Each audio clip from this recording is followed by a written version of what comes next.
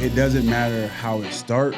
As long as you continue to keep putting that work in, as long as you continue to keep moving forward, things will work itself out. And that's how my career worked out. 0-16 to winning 2 games, to becoming a franchise player for the Lions, to winning the Super Bowl. Starting with the international games and the holiday games.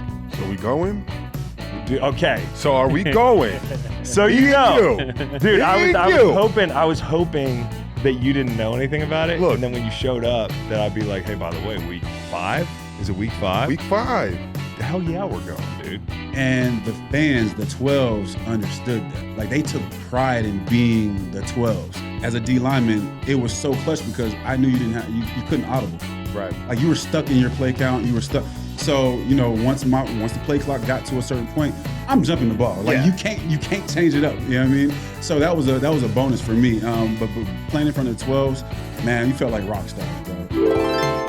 Welcome to today's podcast. We have an outstanding guest for you, procured by our very own Beau Allen at the draft.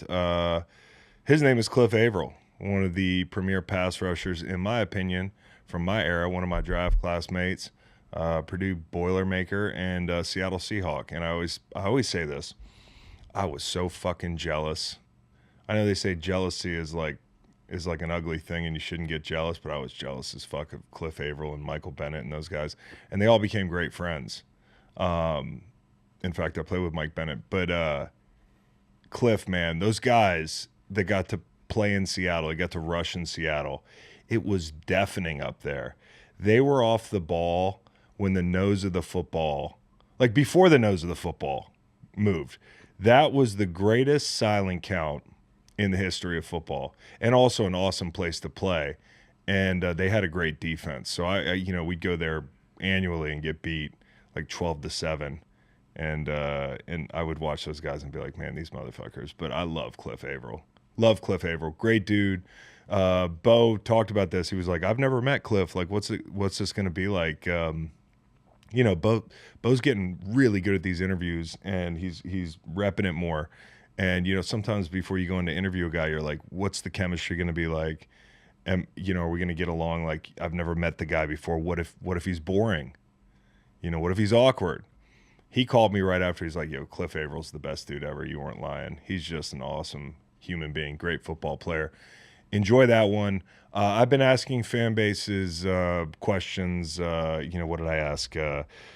Who did I ask last? It was the Colts. We had Layup Line on the show, which, by the way, was very, very good interview, in my opinion. I'm partial to the guy. I think he's a heck of a rusher, one of the best young rushers in the game, who's got a real full toolkit.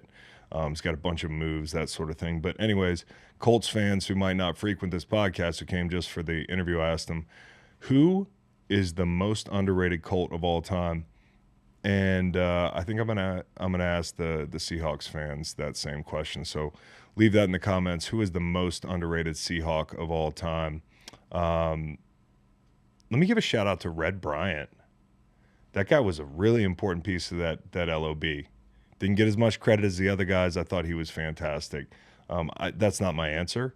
But, I said Bob Sanders the other day, which legitimately could have been true in Indy. But Red Bryant was the first guy that I thought of. And also, shout out to Cortez Kennedy. I know that Cortez Kennedy is a celebrated player, but he used to get it done. That dude was a beast. Red Bryant, that's a big man. Rocked 79 out there, had no conscience about his swag, dude. Like, he was – I remember one time we were scuffling at midfield, like pregame, because that was kind of a rivalry. And he kind of got in my face and maybe even pushed me a little bit. There's 2 pushes I remember really distinctly. Trent Williams pushing me after the game because I pissed Trent Williams off. I pushed the wrong button. Pushed me, my neck almost snapped backwards off my head, dude. It was like whew, head still attached. Strong individual, as you know. We squashed that. Trent's the coolest. And it wasn't even like I was kissing his ass. The next time I saw him, he was just so cool. Like, we talked about it. It was cool. But Red Bryant, man, that is a strong individual. I was one of those things where, like, I was like, maybe I should piss this guy off. And then very quickly I was like, maybe a bad idea. But I don't play offensive tackle, so I don't have to deal with him. But enjoy Cliff. We've got some news to talk about today. I wish the schedule was all the way out, but it's not. And we do have some leaks, as we do every year, starting with the international games and the holiday games. So we going? Okay. So are we going? So Me and dude, Me and you. I was hoping that you didn't know anything about it. Look. And then when you showed up, that I'd be like, hey, by the way, week 5? Is it week 5? Week 5. Hell yeah, we're going, dude. Wait. I haven't told What's my that wife. date? I haven't told my wife that we're going yet. Fuck. What happened? Wait, what's that date?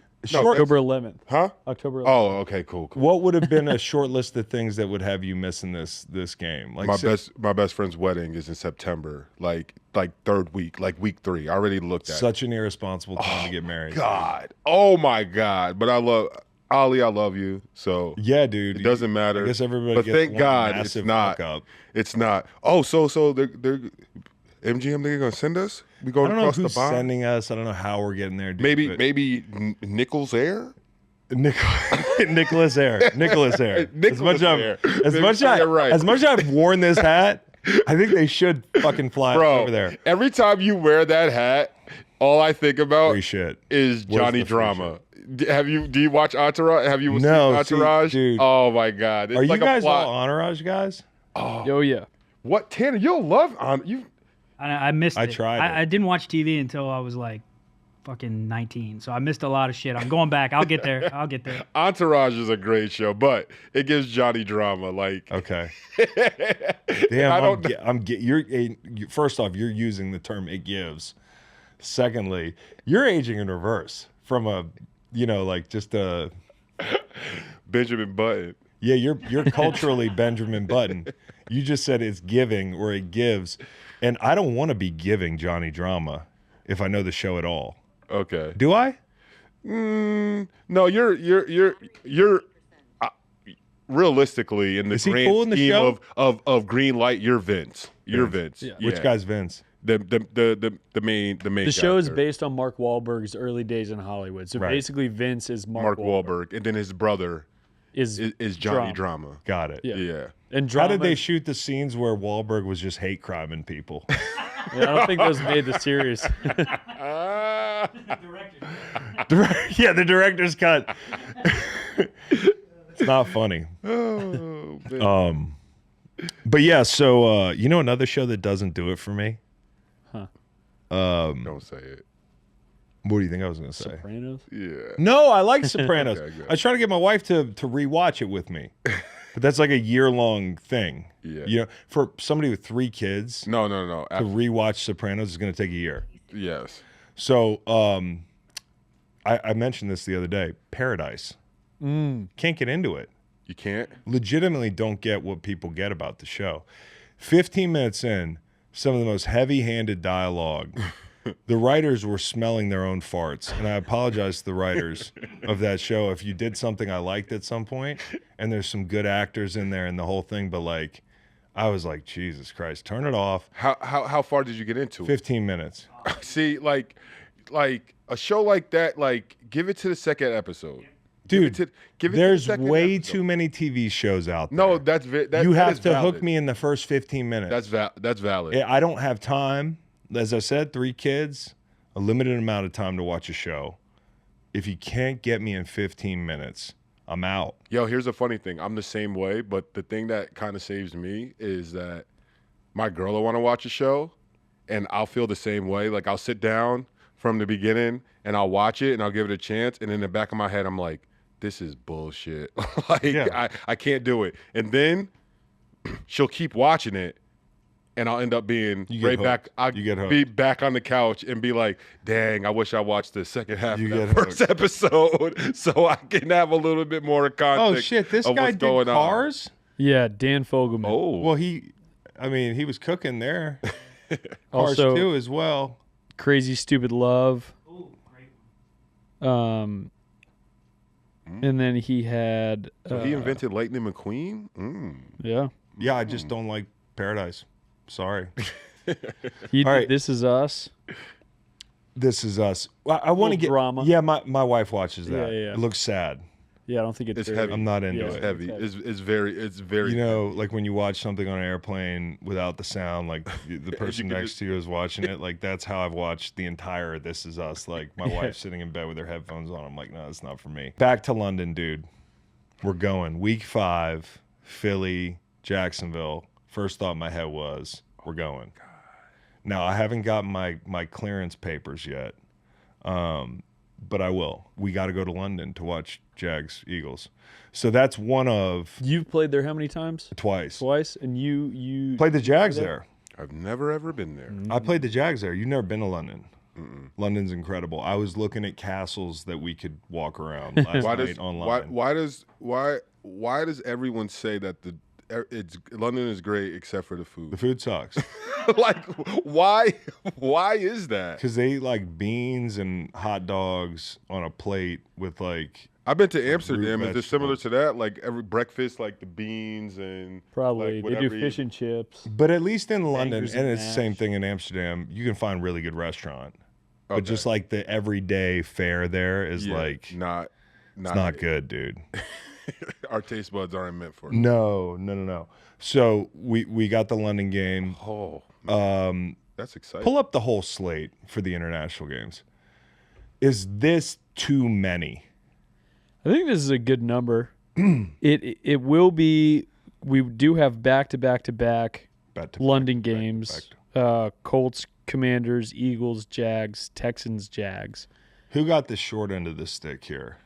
Definitely Niners, Rams, who have to fly to Australia. Niners have 2 international games. Yep, they travel more than the Niners will travel more miles in 2026 than the Panthers, Browns, and Bears combined. That's insane. Getting them. So away if I from was that- Kyle Shanahan, I'd be pissed too. I would be pissed. Steelers, by the way, I read this somewhere else. I forget who to attribute this to. It's an objective truth. So like you just have to look at the schedule. But the Steelers only leave their time zone one time other than going to Paris the entire season.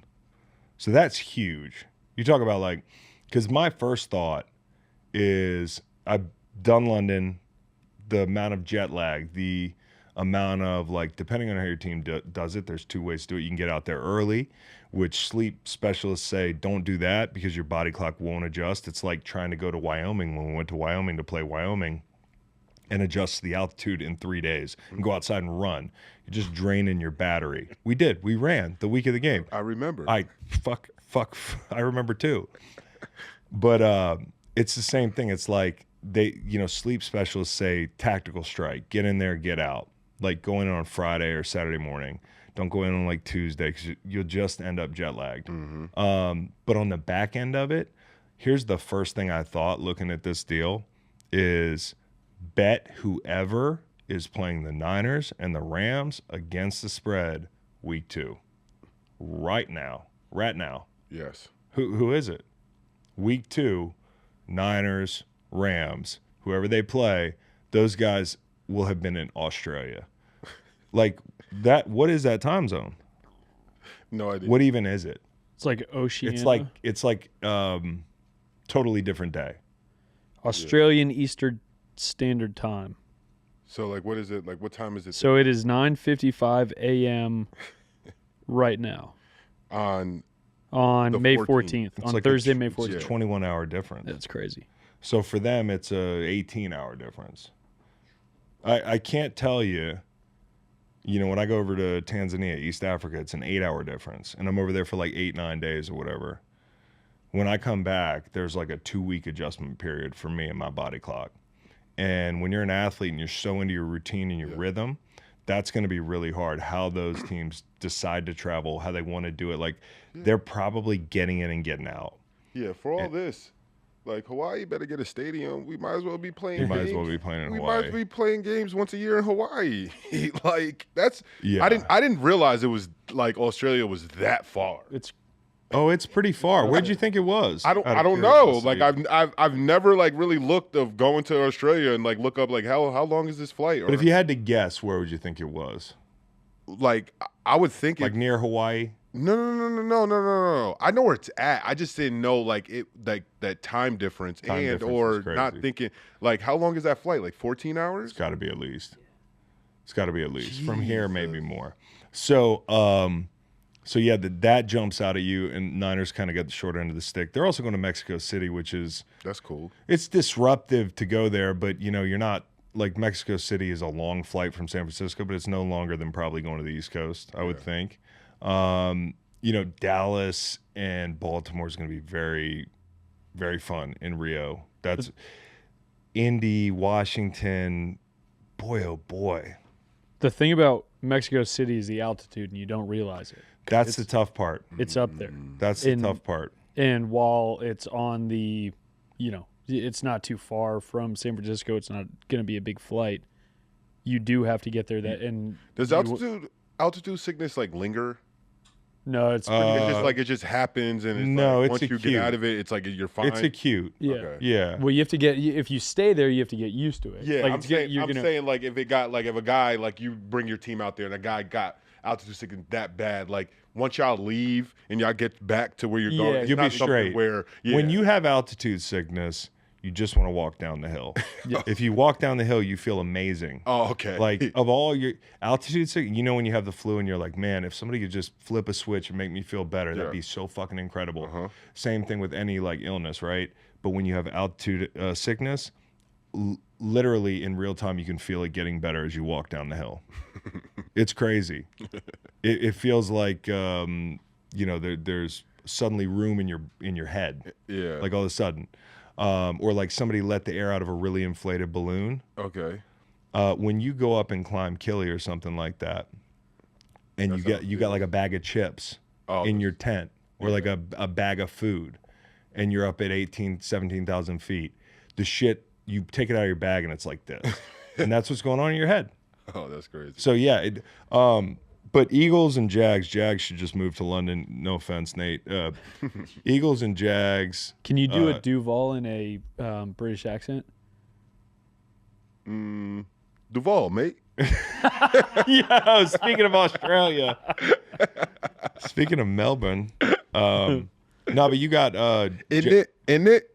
What now? How Jags are going there 2 weeks in a row? Are they doing a 2 week stand? Yeah, they'll stay. You've got Texans and Jags, which is going to be a really good game, and then Steelers and Saints in Paris. I really do look forward to seeing a game in Paris. I think that's cool. If I'm not mistaken, aren't the Jags playing all their home games in Orlando this year? Or is that next year? No, it's this year. I think it's this year. So it's like that's like extra travel, even though that's not far. But like having to go every single week, every home game, you're traveling every week. To Orlando. No, every week this year you're traveling. Realistically. Yeah. That's actually kind of crazy. It's not a great situation. No, and it's probably a quick flight or however you do it. It's probably a 30-minute. It's probably a 2027 is when they'll. And that's what I'm saying. That makes it even worse thinking about it. Like we got to take a bus every week. No, it's a weird week or year for the Jags. Like and coming off the year they had, like they're in London twice. They're playing in another stadium. Like great expectations. Suddenly you got to deal with that. Like something to consider here, Nate. When you look at the win total, which I assume is hovering around a double digit, 9.5, 10.5 win total. I think that's an interesting one. Pats and Lions in Munich, and then Mexico City again. We have the Vikings and San Francisco. And you look at 11 of these fucking games or whatever it is.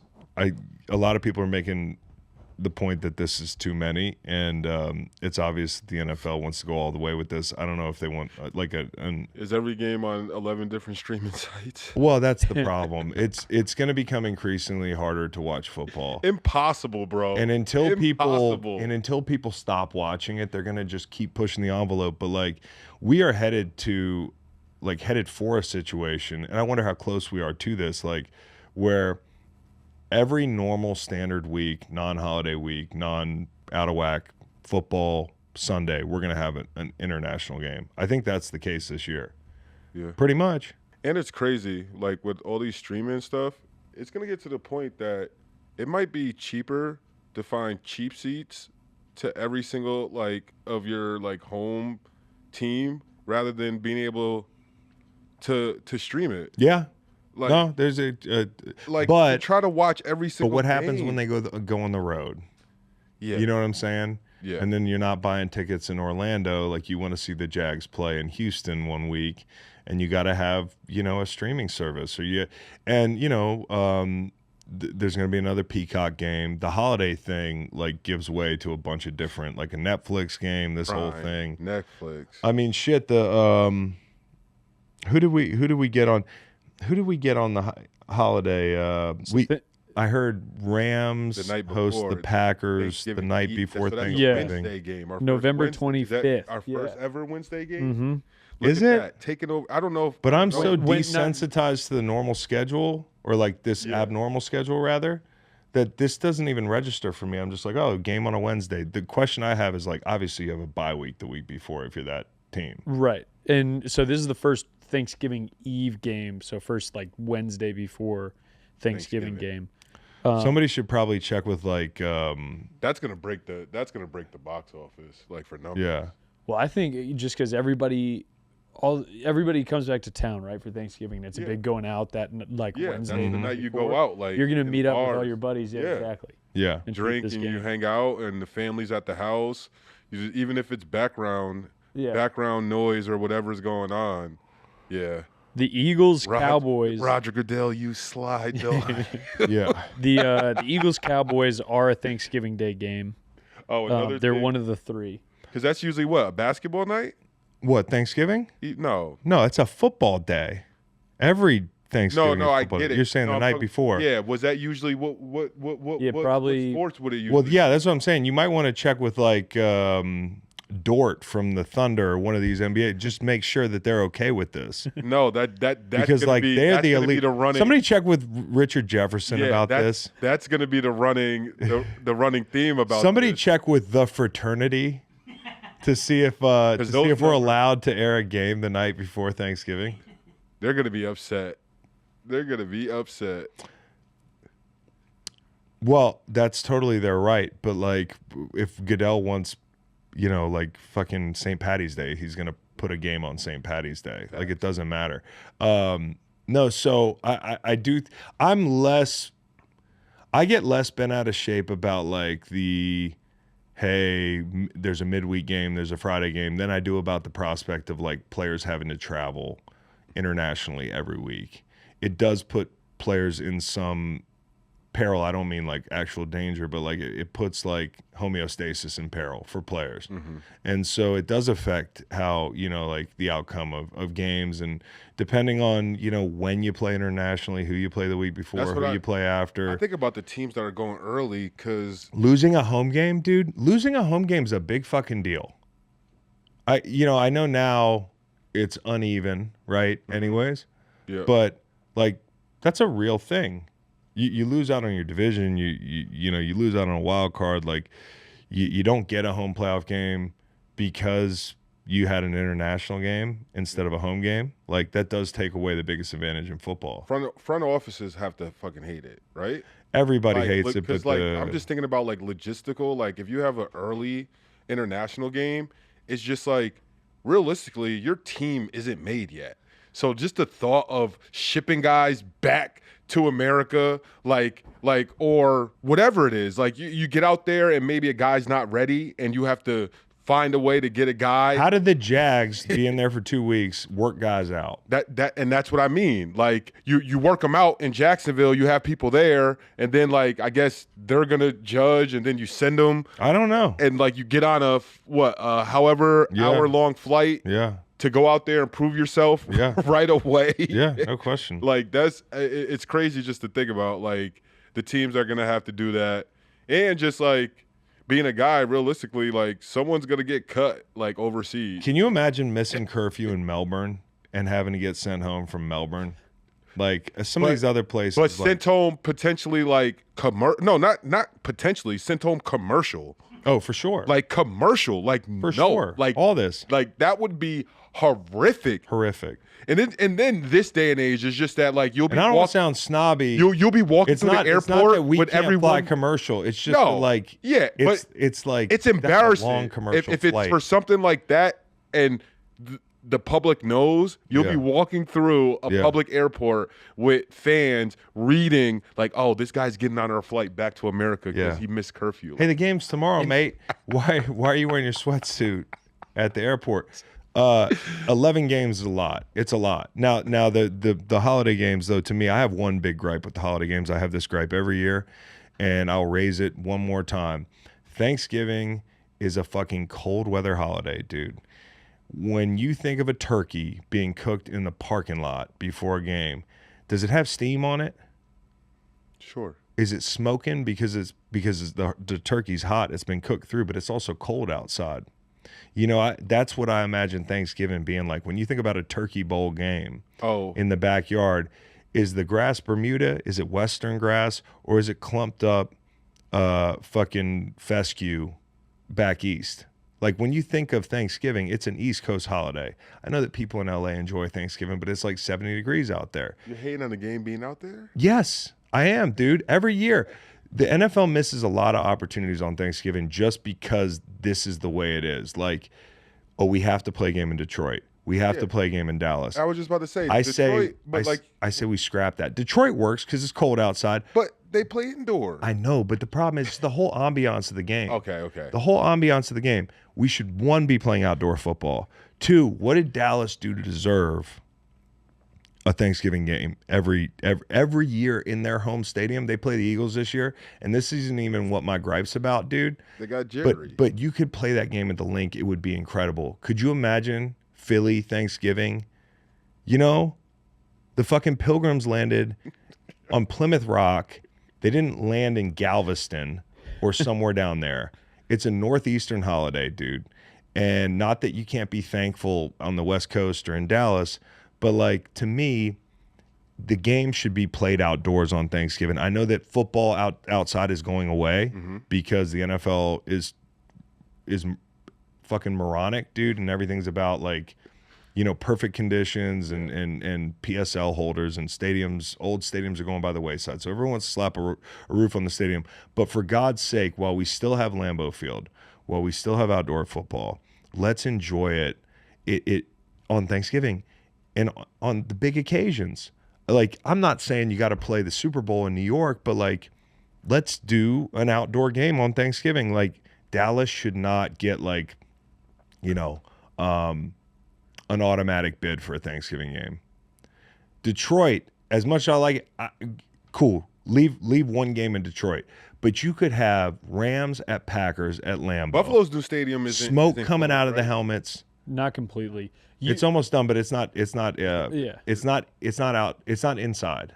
Yeah, it's just got a big it's apron. Like covered, yeah. Okay, it's got a big apron. So maybe we got that in the future, maybe for Thanksgiving. I hope more teams will, because you saw the NFLPA was talking about, like, natural grass, how, like, players, no shocker, like 92% of players want natural grass over turf.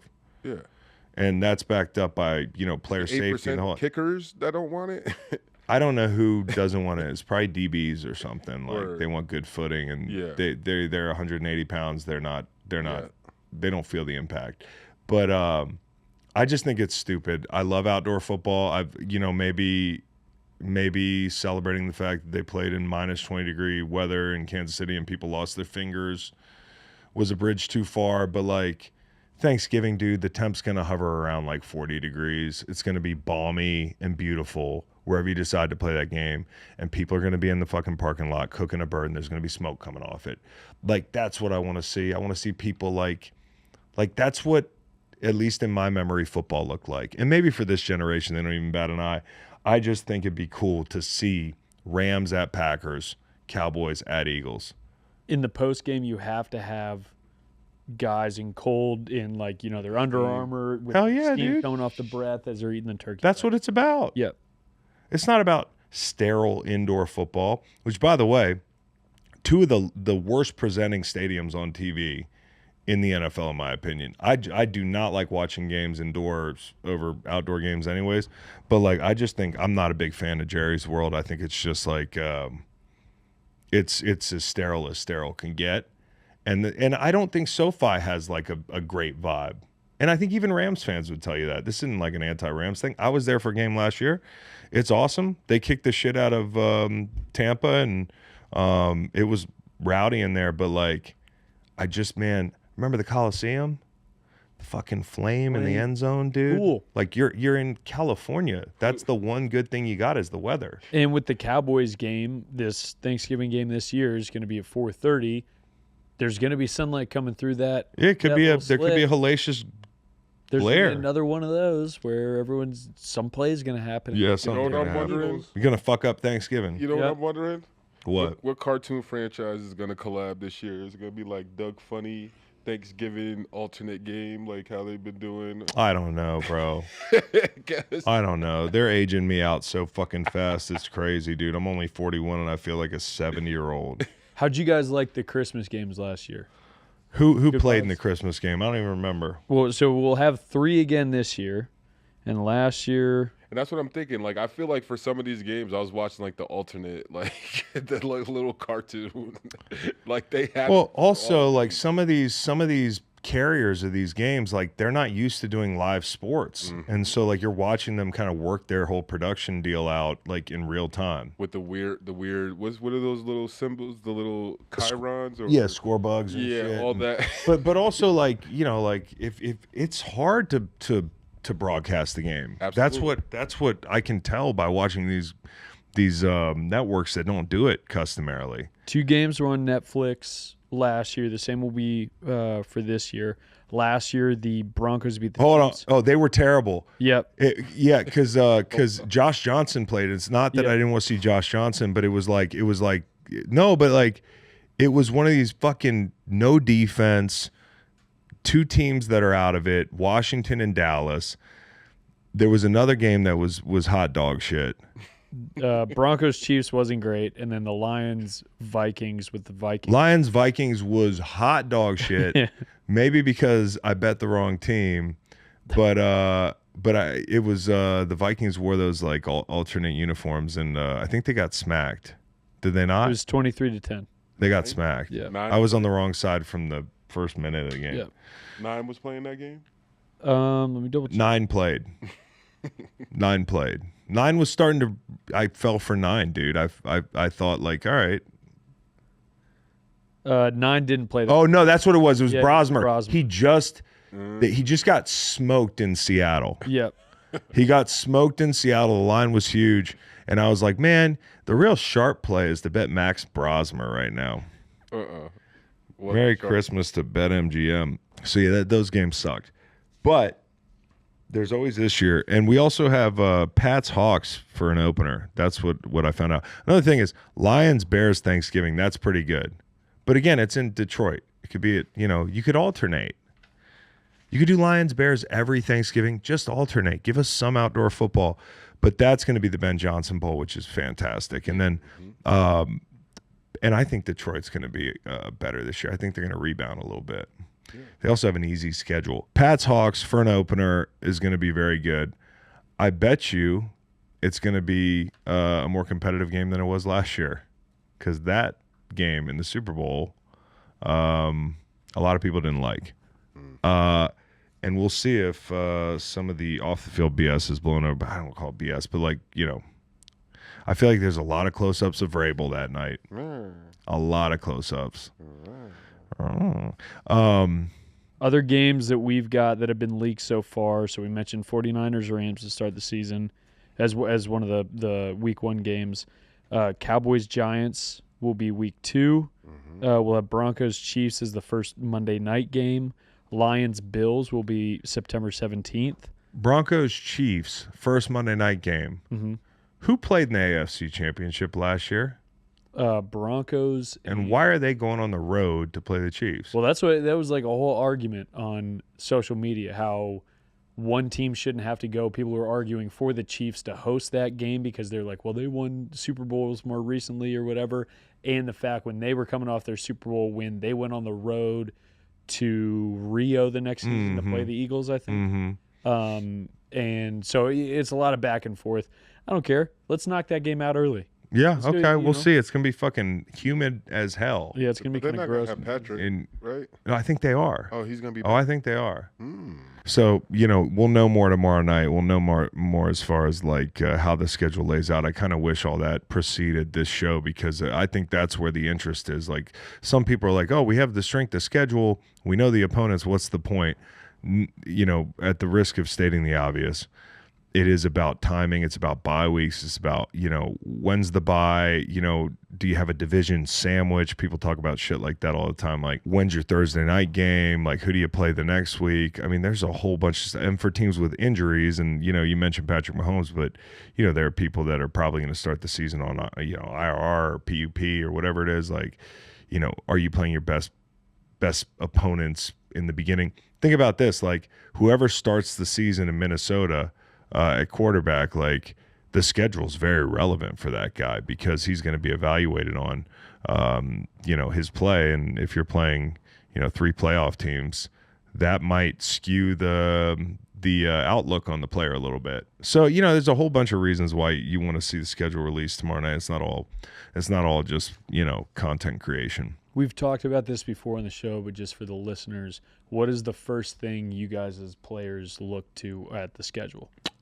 The tackles I'll play, for sure. Mm-hmm.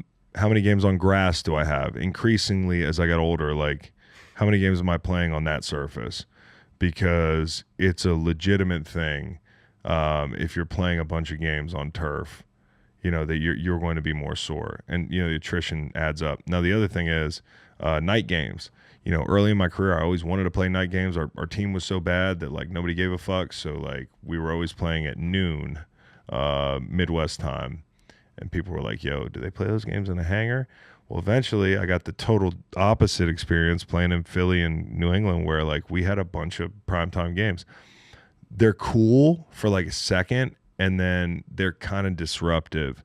And the other thing is, like, obviously, Thursday night games, Monday night games, short weeks, like that whole thing.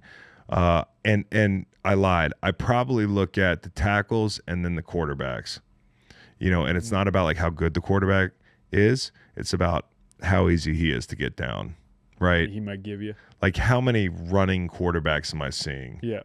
Because that part was, honestly, that was the thing I was the worst at.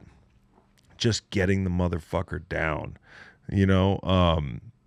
So yeah, some of that would be more important than like the tackle you're playing. Right. If we're gonna see, I remember one year we played Philly in the opener, and they were like, they had Mike Vick. I was like, well, it's gonna be hard to start the season with house money, isn't it? Yeah. Ended up with a sack because I fell into one. But yeah, no, it's everybody's looking at different things. Players are looking at different things for sure. For me, I would be looking and just being like, I hope I travel for this game. Yeah. I hope I'm active. Yeah, because that looks awesome. Because it's just like going to Miami. Too, like, exactly, like certain trips, you're just like, oh, like I want to go to California. Like I hope I'm playing by then or whatever it is. But that's funny, just the perspective of. Do you guys look Chris at the? Looking at. Yeah. Do you guys look at the? Okay, hey, we've got an away game here, and then the following week I've got. Oh, yeah, like how long's your road stands? Also, how long are your home stands? I would look at bye week. You look at like when your bye week and or when your Thursday night game is, like if you have one. I'll give you another one. What?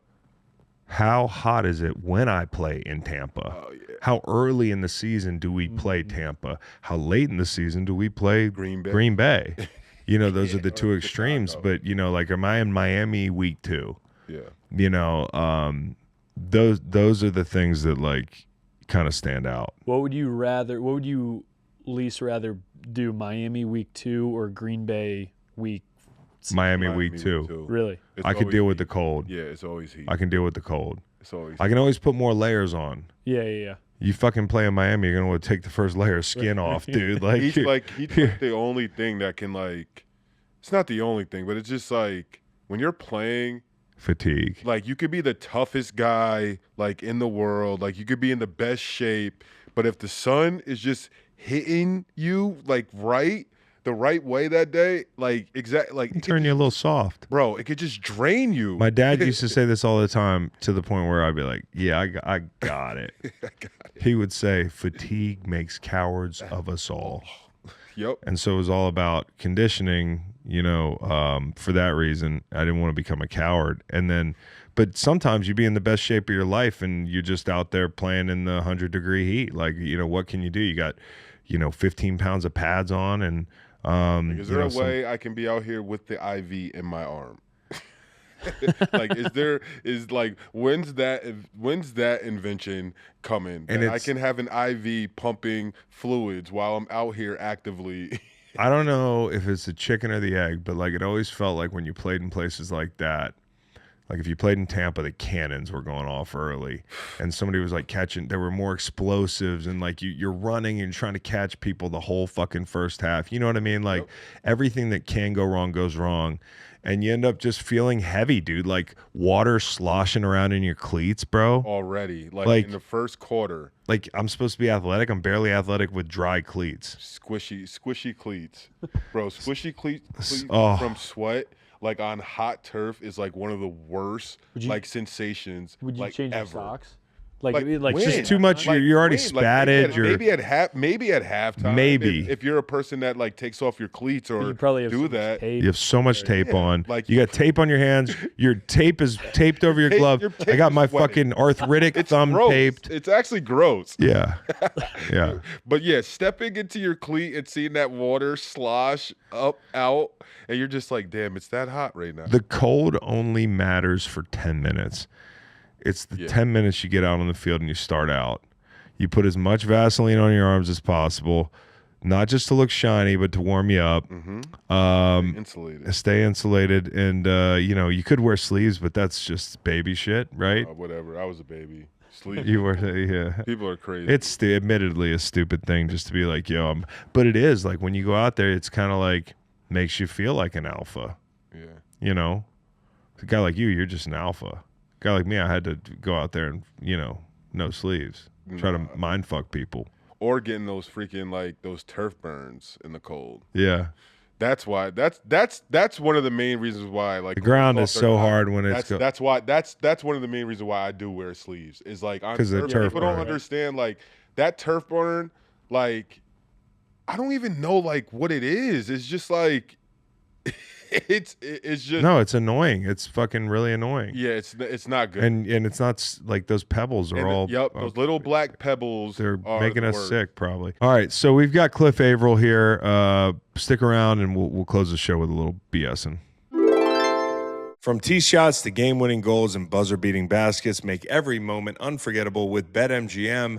BetMGM gives you access to second chance promos, odds boost tokens, same game parlays, and so much more. Check back every day for new promos and offers to take advantage of. And if you haven't signed up for BetMGM yet, use bonus code GREENLIGHT and you'll get up to a $1,500 new player offer on your first wager. BetMGM, make it legendary. Greenlight Pod, joined here by friend of the podcast, one of the first guests ever with Chris on the Greenlight Pod. Super Bowl champ, Pro Bowler, Legion of Boom member, and just a fucking great football player, Cliff Avril. Man, my man. Appreciate you having me, man. Yeah, I got to gas you up so you come back on, For sure. So I want to kind of start at the beginning. We've never met before. It was kind of fun to just get to know each other throughout the course of the interview. But I know you're a Purdue guy. I went to Wisconsin. Yeah, Big Ten. Yeah, Big Ten. Like OG Big Ten, though. Yeah. The original Big Ten, for sure. The Big Ten these days is, I was joking yesterday, it was a classic Big Ten matchup of Oregon and Rutgers.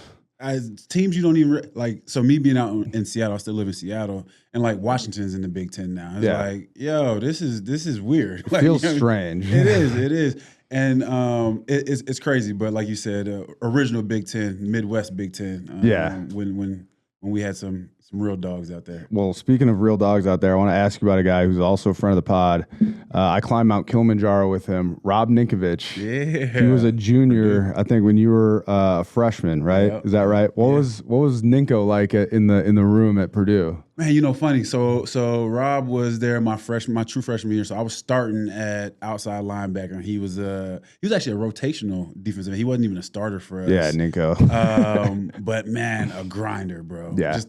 And it's not surprising that he had the career that he had, because even though he was second string, or even sometimes third string, like, he was a grinder, running to the ball, doing all the things that basically that you need to have a little bit of success. But just always been on 10 on the football field and off the field. Yeah. Great dude, though. Did he haze you at all when you were like a freshman or anything like that? But so Nico came JUCO, so Right. he was basically, it was his first year there too. Yeah. So he didn't really mess with me as much.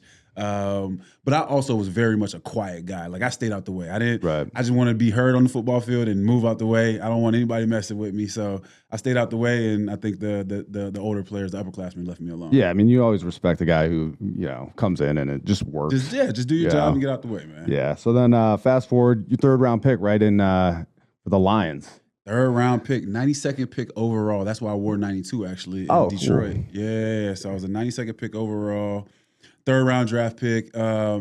It's crazy because my last game in college was in Detroit. I think it was the Little Caesars Bowl or some whatever bowl. But I remember being on the bus, leaving like a practice one time, and at this time Detroit was going through some hardship. Like, Detroit was it was considered like the poorest city in America at the time. And we're riding through, and it's abandoned homes everywhere. And one of my teammates is like, bro, and we're all like, whoa, this place is crazy. One of my teammates was like, bro, watch it. You're going to get drafted here. It's going to suck.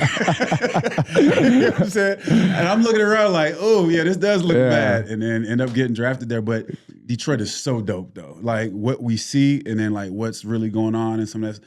Detroit was a great experience. I'm glad I got drafted there first. Yeah, I mean, and it's kind of the Detroit Lions football team now seems like a far cry from the 0-16 team from your rookie year. Do you have like a lot of love in your heart though? Like, are you happy to see the success of the Lions lately? I love, and it's crazy. So Dan Campbell, the head coach, was my teammate the 0-16 year. Oh yeah. So seeing him be the head coach and changing things up is crazy. But man, I have so much love for Detroit. I have so much love for the Lions organization. I mean, getting drafted there, going to 0-16 sucks, obviously, but it taught me how to be a pro. Because you go 0-16, the next year, the coach is coming in, he's trying to fire everybody. Yeah. He's trying to get rid of everybody. So it made me learn that this is a business, first and foremost, and I got to be on top of my stuff. And that's how I approach every year going into my career. So it prepared me for what the NFL really is about. It's kind of a welcome to the NFL moment, Man, yeah. I mean, it can't get no worse than that. I mean, bro, so a rookie year, of course, I'm just trying to figure out how to get on the field. I'm not really even paying attention to our record because it's such a long season. Yeah. So I'm not even paying attention to our record, and I'm just out there like, all right, just trying to find reps, get reps here, get some plays for the game or whatever. And by the end of the season, I was starting. My rookie year, you got a couple dollars in your pocket, you're hanging out, you know what I mean? And I found myself being in a position where I was embarrassed to tell people I played for the Detroit Lions. Oof. Like, think about this. You're embarrassed to tell somebody you play in the NFL, right? You know what I'm saying? Like, and I was just like, what do you do? I live in Detroit. Oh, what do you do out there? Yeah, I play for the Lions. And sometimes you would get somebody to laugh at you, but then, of course, it was dope that you played in the league. But yeah, it was weird to go 0-16 and then be embarrassed to tell people that you're a pro football you would player. kill for that at some point in your life, like when you're a young player. But I want to go back real quick, talking about Dan Campbell. Like, what was he like as a teammate? Do you see him now, like doing press conferences and stuff? And because I just imagine him being the exact same guy. Exact guy, bro. Same exact guy, same energy, dipping in the mouth, like same exact guy. And again, I'm a rookie, so I was big on just paying attention to my vets. Yep. And he was one of the guys I just remember, like, tight ends typically, they got some, they got a different type of energy about them sometimes. You know what I'm saying? And he was definitely that guy. The same way you see him in the media right now, the same way you see him talking to. That's him to a T. And it's cool to see he didn't have to change up who he was to become a head coach in the NFL, but also having success with that, right? Yeah. And players appreciate that too. Well, players respect a coach who's they're themselves and they can relate to you because they played, and I think that's why everyone finds Dan Campbell so endearing. He keeps it real with the guys. 1,000%. I think players, and it's a newer thing, right? Because I never had a coach that actually played in the league. You know what I'm saying? So it's like, okay, coach, you're telling me these things. I used to joke with my D-line coach. Of course, as you get older, you can start messing with your coaches. Yeah. Tell them like, hey, coach, these X's and O's that you're putting on the board, like the plays that you're putting on the board, when they snap the ball, they move, right? Like, that. So I got to adjust and I got to do these different things. But if a coach that actually played at that level, he would understand exactly what you mean by that, right? So I think guys will gravitate a little bit more towards coaches that have played, but also can really pour into you too. Right. You know what I mean? I think that. So I'm not surprised that he's having success. No, not at all. And I think the interesting thing to me is we talk about that 0-16 year. I think what gets lost in some of those down years for the Lions is how many great players that you guys had. Oh, that's crazy. We were watching the draft last night over at the hotel that they got all the guys at, and Calvin Johnson. Yeah, CJ was on the team. Well, what's it like playing with a guy like that, who, in my opinion, is one of the biggest freaks? Unreal. And what's crazy is we would see him do stuff in games, and people are like, oh my gosh. None of it compares to what we see in practice. Oh, I bet. And then for CJ to have been the superstar that he is, by far, I'm not sure if you ever met him, but one of the most down-to-earth people you'll ever meet. Bro, you're a Hall of Famer, right? Yeah. You for 8 years led the league in all these different things. But he just one of the coolest guys. But again, seeing his work ethic, I think that was the biggest thing. His work ethic. It didn't matter if he had 200 yards the week before or 50 yards. Not many of those types of games for him, but he was the guy that was going to go out and show up every single day, practice. But again, very humble. I remember my firstborn son, because at that point we had been teammates for 4 years or whatever. Firstborn son, he was on the cover of Madden. And this man literally went around the locker room, handed everybody out a Madden, and was signing for people, right? That's awesome. And he signed one for my son. But most quote unquote superstars probably ain't wasting that type of time. They'll have somebody pass it out for him or something like that. But that's just the type of person he is, man. CJ is awesome. Yeah, and I feel like people just forget how dominant he was. Man, unreal, bro. I mean, there's catches, like I said. I've seen him catch the ball over 4 or 5 DBs, in nickel. And somehow he comes over top of everybody and snatches. He's getting double teamed every game. Every game, bro, and still giving guys a business. But if you remember back with him, we're talking about the draft, but more so the combine. He wasn't even going to run the 40 in the combine. I believe he borrowed somebody's cleats to run one of the fastest times. Yeah. I love hearing stories like that, man. that sounds like a folk legend or something. Yeah, he borrowed somebody's cleats and ran a 4.2, 4.3, whatever it was. But you got to remember, this guy's 6'5", 230, 235 pounds. And you would see it on game day. You know what I mean? Just pulling away on DBs, to be so big, so fast, so explosive, unreal. Yeah, and so talking about, some of your teammates from those Detroit days, what was it like watching Matthew Stafford, your old quarterback, win his first MVP at 37 years old with the Rams? It's crazy, bro. So Staff being in LA, I'm very involved with the Seahawks. I go pretty much all the home games. Yep. So, I see him play quite a few times. And I make it my business to go holler at him because, bro, this is crazy that you're still playing. Yeah, right. But not only that you're playing, you're playing at a high freaking level. MVP. You know what I'm saying? So it's. I love seeing my teammates win, especially the good guys, right? The good guys, the guys that did it the right way. So seeing Staff continue to keep elevating, continue to keep getting the bag first off, but continue to keep elevating and still playing at an elite level. Truly, truly proud of him, man. But to be honest, when you look back and you think about him as a teammate, think about some of the different things that he's experienced when I was a teammate with him, I'm not surprised. Yeah. I mean, as a rookie, I think this boy dislocated his shoulder or something. I was going to say, dude, that was the coolest thing ever. The drive, I watched that on Instagram Reels or whatever, and I see that every time that pops up, I'm like, he's so tough, man. He checks himself out. They come check him out, and then that was your rookie year? Yeah, his rookie year. His rookie year. That's right. I'm a year older than him. That's right. And like that's the type of person you want to ride with. Yeah. Because most quarterbacks aren't even cut like that. No, not at They're all. not built like that at all. So to see him do that and like, screw this, we about to win this game. A game that really probably didn't have much to do with the season, but it showed what type of person he is, what type of player he is, how tough he is. So to see him, I don't know, year 16, 17, still dominating.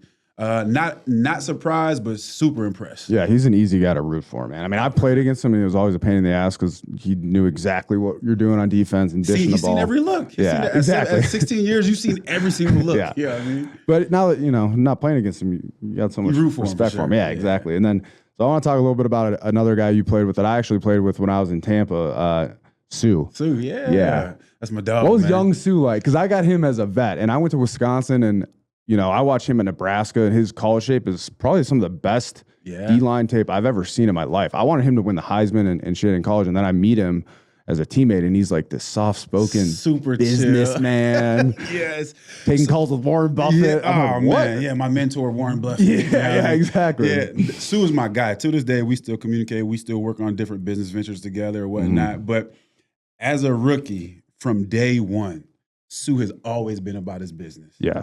And what I mean by this business, like, if he was supposed to get a bonus in the middle of the season on that Tuesday, and it didn't hit his account, he might not practice on Wednesday. Yeah. Like, he was very much about, because he's like, if I got to show up, y'all got to pay me. You know what I'm saying? Like, so I respect that. When you're a player, though, when you're a teammate, you're like, this dude's a jerk. But as you get older, you're like, yo, I get it. Yeah, it's rare to have that kind of mentality as a rookie, too. As a rookie that comes in with that mentality, right? So I've always appreciated how he's approached the game. I mean, he's a hardworking dude. I know when he played with the Lions and even through Tampa, like, he might miss 2 or 3 snaps a game. Like, he was going to play 97, 98% of the season. Like, he's very durable. But yeah, Sue was one of those guys that as a rookie, you're like, yo, this guy, he might not make it because of his attitude towards things. But then when he gets on that football field, he always knew where to be. He always understood how to, and he would dominate. Like, he's going to dominate practices. He's going to dominate in the games. And him and I played next to each other for 3 years. And right. Some of our best 3 years together. Yeah, well, I want to ask you about that because it's like when you have a guy, like when I was in Philly, played with, Fletcher Cox. And when you have another guy, obviously like interior guy and you're an edge guy, did it take a while to kind of get your guys' rushes kind of synced up, or was that kind of something where he stepped in? Because he had, 10 sacks his rookie year. Rookie year, yeah. Yeah, but did you guys kind of work your rush plans, or was it kind of a natural fit from the get-go? I think we learned how to rush with one another. But Chris Kasurk, shouts out to Chris Kasurk. He's our D-line coach. I think he's in San Fran right now. Yep. He understood what we both were good at. Yeah. And it really is just very similar to what you guys were doing in Philly, but it's really getting off that rock, being disruptive on the other side of the line of scrimmage. And then for me as a defensive end, if I seen color, I knew to come underneath. Yeah. If I didn't, I stay high. And once we learned kind of those two things, man, we were dominant being next to each other. Once you can run those natural games, it's love, bro. It's the best. Yeah. You just got to be able to see it, right? You got to understand. Yeah. And people think pass rushing is just, put your hand in dirt and go. Like, nah, there's a art to pass rushing. 100%. Right? And when you get everybody, all 4 of us, because it was Sue, myself, Corey Williams, and Kyle Vandenbosch. Vandenbosch, yeah. My guy, and he was the tone setter. Like, Kyle was the tone setter.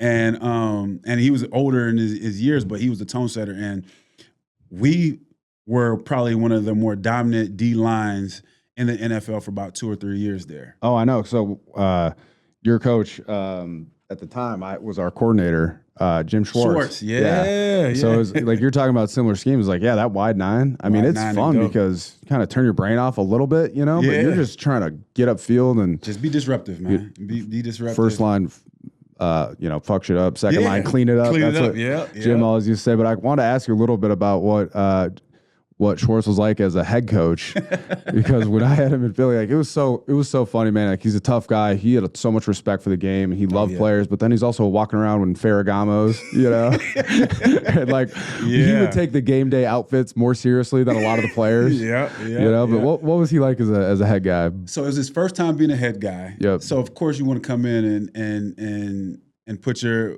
stamp on things, right? You want to show that you're tough. So like, the first week of him being there, he was just trying to weed guys out. Yeah. Got to remember, we was coming off an 0-16 year, right? Yeah. So his whole thing was like, yo, we're going to see who's really cut to be a part of this team. And, of course, you're trying to get your guys in, too. So, hey, how we going to do that? We're going to run these guys to death. I mean, our offseason work, like, guys were pulling hamstrings left and right, you know what I mean? And I think for him, again, it was putting that dominance presence of like, this is my team, this is how we're going to do things. But that first year was rough. I think we only won 2 games, so of course he got to stay on top of us. But by year 3, I mean, I think we went 10-6. First time the Lions had went to the playoffs or whatever. Yep. And so his system was working, but he was a tough dude. Like, and for me being young, like, to be honest with you, at the time I couldn't stand him. Yeah, but I'm not surprised. Yeah. At the time I couldn't stand him because it was just one of those things. It's like, yo, why you always messing with me? Like, why you always messing? Like, I just come to do my job. Why you? But I appreciate it now. I appreciate it later in my career because it made me just stronger. Just like anything else, when you go through hardship, it just makes you stronger, right? Yeah. But he was definitely a guy that I wasn't rocking with early on in my career, just based on what he had to do to make sure he got the right team too. Right, and I think I want to ask you a little bit about 2011. We used to always joke with him in Philly about that interaction he had with Harbaugh after the game. Did you guys, were you guys on the field for that? Like, did you even know that happened, or is that one of those things you get back to the locker room and it's like, what happened? Yeah, what was that? so it was definitely one of those things because for whatever reason we disliked San Fran, and it might have been the whole Harbaugh situation. I don't know, but it was definitely one of those things when you got back to the locker room and you start seeing ESPN and all that stuff. It's like, yo, what? Like, did you see that? Yeah, you was ready to square up? Like, what's going on? You know what I'm saying? So it was definitely one of those situations where you didn't find out till afterwards. But it's also funny. He's like, dang, Schwartz, we didn't know that you had that in you. Yeah, exactly. We didn't know you had that in you. You know what I mean? So it was cool, though. It's cool. It's fun to laugh about later. Yeah. So I want to fast forward. We talked a lot about Detroit, but, I mean, you're here. It's the draft weekend. You're calling a pick on day 2 for the Seattle Seahawks, man. What a run you guys had. Oh, amazing. It was amazing, man, on all fronts, bro.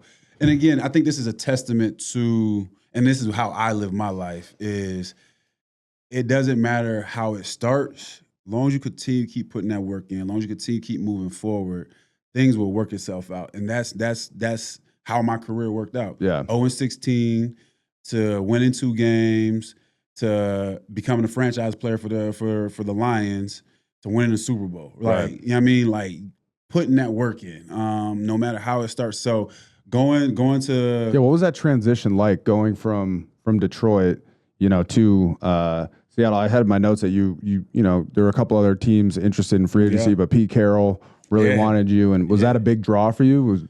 So it's twofold. So selfishly, as a pass rusher, I'm thinking of the guys on the back end. Yeah. Like, bro, they'll give me a split second longer to get to the quarterback. No brainer, right? Yeah. As long as the scheme fits what I do. But then the other thing was Coach Carroll gets on a call with me during free agency. And it was like college all over again, in a sense of like recruiting. Like, I'm approaching this as a business at this point, right? Like, I know what the NFL is about. I'm here to do my job, whatever. He called, hey, Cliff, hey, man, we're excited to have you. What do you think about being a Seahawk, man? Like, we would love to have you. Like, just hyping me up. And I'm like, yo, what is going on right now? Like, I haven't heard this since I was in college. You know what I mean? Like, getting recruited. So that was cool. And then talking to a few of the guys that was there, talking about the organization, all that stuff. It was really cool from that perspective. But then when I got there, I was like, yo, this environment is completely different from what I'm used to. Yeah. When I was in Detroit, like with Schwartz and all those guys, it's like, man, they want things buttoned up. You know what I mean? It's damn near quiet in the locker room sometimes, quiet in meeting rooms and very militant. I call it like very militant. Yeah. Right? Yep. You get to Seattle, they got music playing.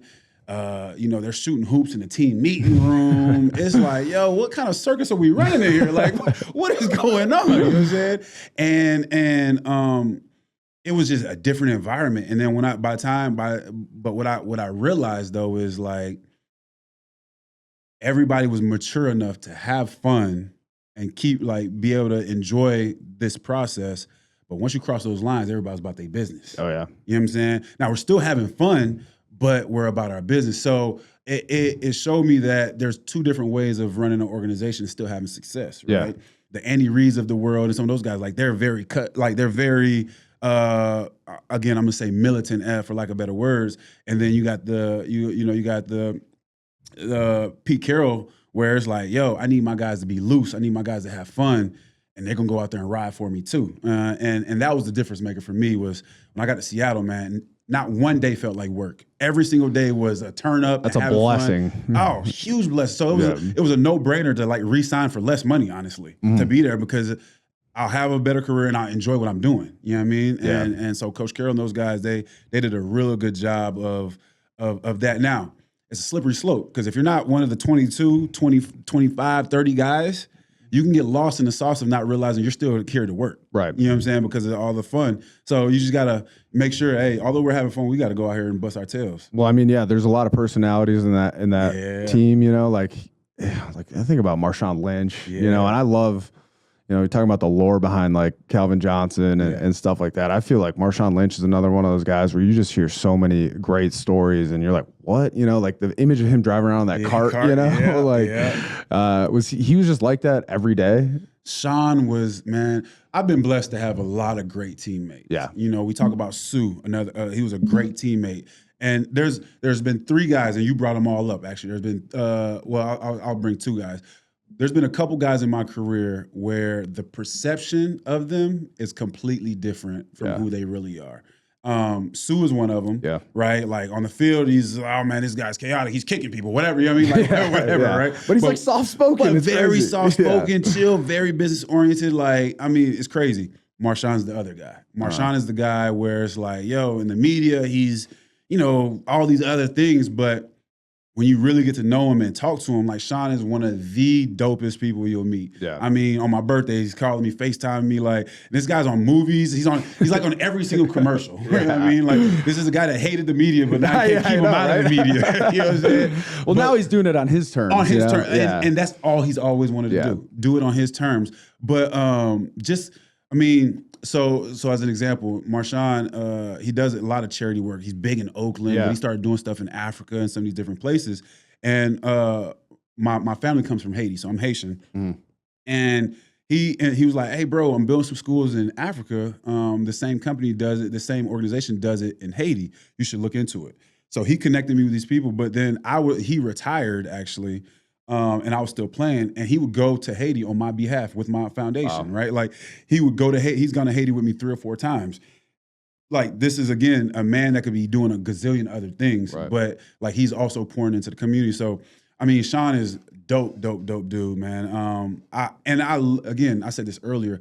I love seeing my old teammates or friends still having success and doing it the way they want to do it, right? And I love to see him doing like any kind of way I can support him and any of my teammates. Really, I try to. But Sean is one of the dopest teammates you'll ever have, man. Yeah, I mean it's so cool. Like thinking about the guys in that locker room, the Legion of Boom, obviously incredible. And you talk about how great it is as a D lineman to have them. But you know, Bobby Wagner and I mean, I was with Russell Wilson in college. Like you have so many characters. Is there anyone on that team that you feel like doesn't get enough love, you know, as they should? Oh man, so you talk about the team, right? That team in particular. You talk about Wags, talk about Russ. You talk about Marshawn, Michael Bennett. Oh yeah, I can't believe it took that long for Mike to come up, man. Oh man, talk about a character.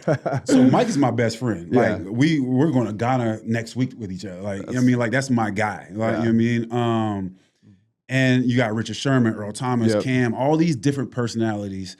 And all guys, and I think what made it special was we all respected each other. Yeah. We respect, like, Richard Sherman is a Hall of Famer, right? Like, this guy will be a Hall of Famer. He could easily just be like, I did this on my own. He's not afraid to shout out his D-line and be like, yo, shout out to my D-line. Like, they allowed me to do such and such. Right. And vice versa. Like, hey, man, Sherman, you guys are killing it back there. Like, appreciate, like, y'all give us that split second to get us a quarterback. So everybody respected what everybody brought to the table. But a guy I don't think get enough respect out of all the guys that I just mentioned is probably KJ Wright. Yeah. KJ was a dog, man. I mean, we call him Spider-Man. He used to be able to read screens and he just all around just did his job at the highest level. And I don't think he got enough credit for what he brought to the table. But we, as his teammates, obviously respected what he did. But he didn't get enough credit for for how well he played on that defense as well. Yeah, and when you think about that defense, man, as a defensive guy, I think I played over there, what was it, CenturyLink? I can't remember what it's called now. CenturyLink at the time, we played there. I played there like 3 or 4 times, and every time I was just so jealous because the atmosphere, unreal, the 12s, and like I played there. I was with the Bucks, and we had a road game in Seattle, and I was like, "This is what it should be." Yeah. You know, what year was that for you? You remember? Man, that might have been 2018 or 2019. Okay, yeah. But we're like, you know, our defense is on the sideline, like kind of looking in the crowd, like this is loudest. It was the loudest stadium in the NFL I'd ever played in. Like, how awesome was that atmosphere on game day, man? Bro, at our heyday, I'm talking about 2013, 14, 15, 16. Unreal. Like, it used to be so loud in there that we wouldn't get the ringing sound out of our ears till probably like Wednesday. Bro, you got tinnitus. Yeah, bro, it was crazy. Like, this conversation couldn't happen on the football field right now. Like, that's how loud it was. So loud that even in Madden, I'm not even a Madden player, but like my son plays, like that whole vibrating, the field vibrate, like that comes from us. You know what I'm saying? Like, and it really was an advantage. Yeah. And the fans, the 12s, understood that. Like, they took pride in being the 12s. And as a D lineman, it was so clutch because I knew you couldn't audible. Right. Like, you were stuck in your play count. You were stuck. So, you know, once the play clock got to a certain point, I'm jumping the ball. Like, you can't change it up. You know what I mean? So that was a bonus for me. But playing in front of the 12s, man, you felt like rock stars, bro. It was crazy. I mean, you guys were rock stars, man. Yeah. You guys were, I mean, the Legion of Boom and that whole defense, that run, man. I think that's got to be, you know, that's cemented as one of the best defenses in the NFL of all time. I don't disagree. I don't disagree. I think you know, what we were able to do and what made it special, I think, wasn't the fact that we won a Super Bowl, just winning the Super Bowl. Man, we were the number 1 defense for like 3 or 4 straight years. Yeah. You know what I'm saying? Like, we were the top defense. We were top 5 at least for 5 straight years. You know what I'm saying? Yeah. So to be able to do that in the National Football League. But here's the kicker, though. We didn't play that many different schemes. We only played like 3 different defenses. Yeah. We just knew where the holes were in our defense, and we were just going to make you throw it there, and we just tackle you. Yeah. You know what I'm saying? But like, that's kind of nice because you know how teams are going to attack you. Exactly. You know, and it's, you know, everyone says it's a copycat league. If something works in week 3, they're going to try it again in week 5. Okay. We'll be ready for it. You know exactly. And for us, it was we were going to play the same defense, same coverage on the back end, and we just got great at those things. Yeah. You know what I'm saying? And we knew where our holes were going to be. All right, throw it there, check down. All right, tackle, on to the next play. Yeah. So I want to talk a little bit about that Super Bowl run, man. 2013. Cowboy Reed is a huge Broncos fan, so you kind of broke his heart.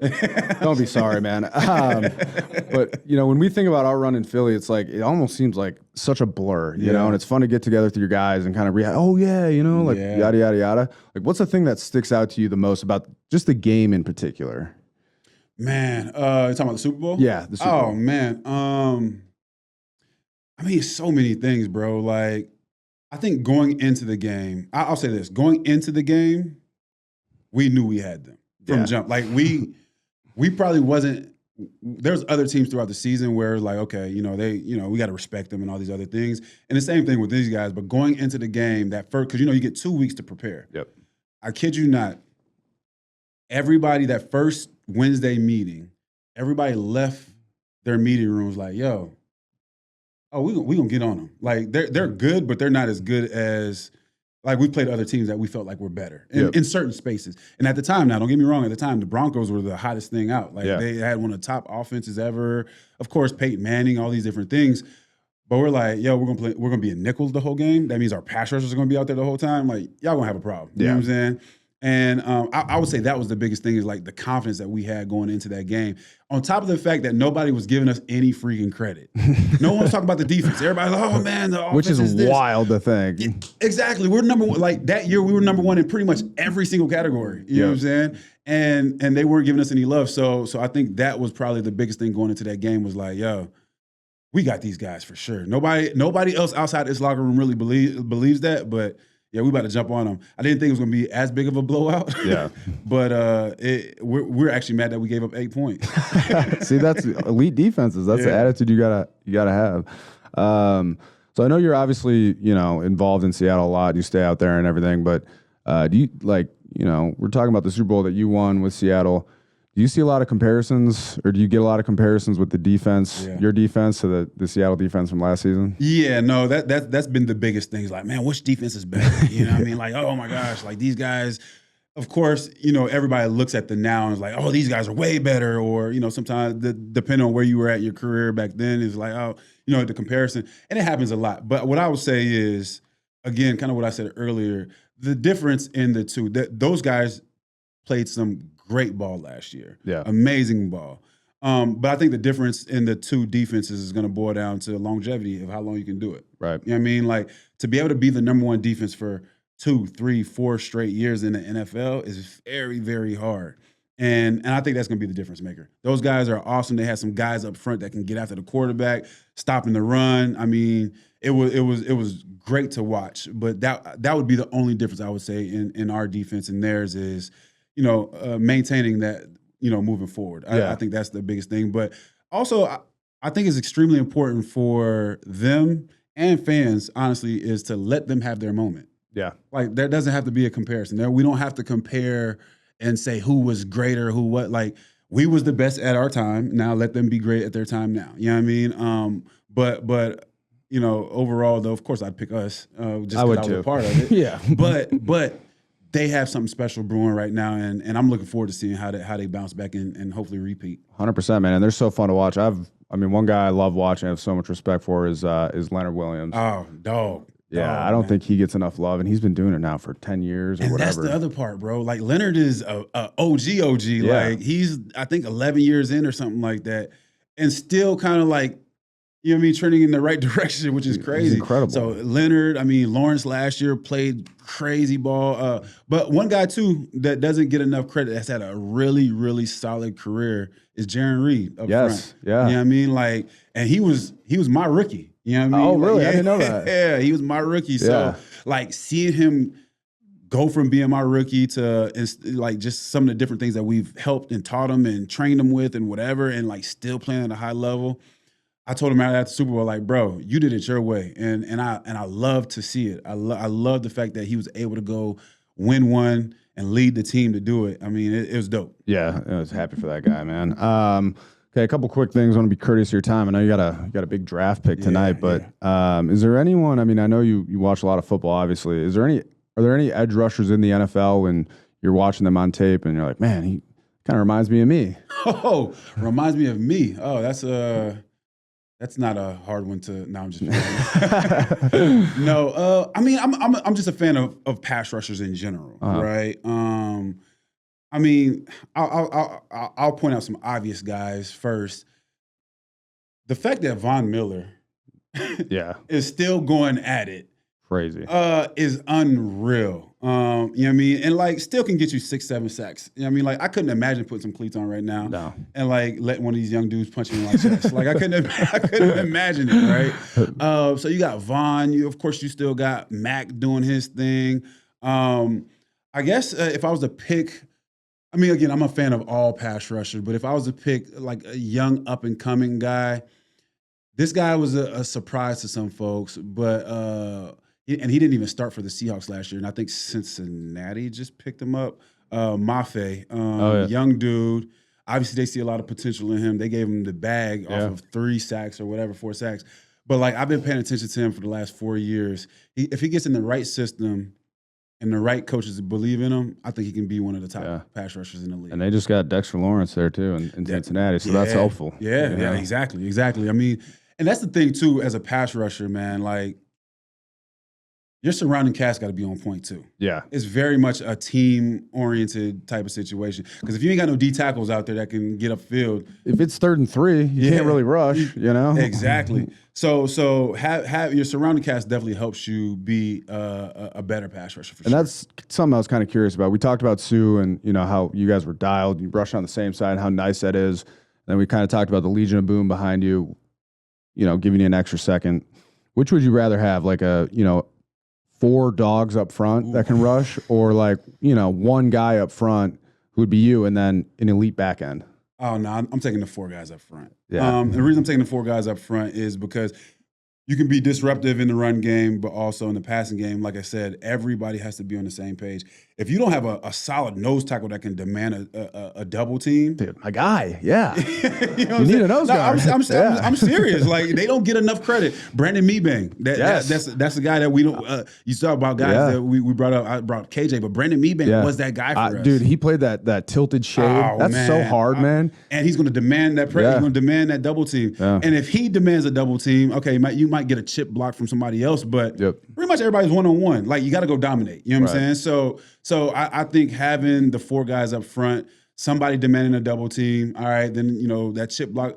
The other 2 guys got to eat. You know what I'm saying? So I'm definitely taking the guys up front. Yeah, I'm kind of with you on that, man. Okay, real quick. Obviously, here in Pittsburgh for the draft, you're calling a pick tonight, the last pick of the second round. So if they don't trade, out of it.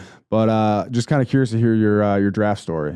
Probably seems like a lifetime ago now. Man, draft story. So going into the draft, you kind of have you think you have an idea of where you're gonna get drafted, right? I tell people this all the time, man.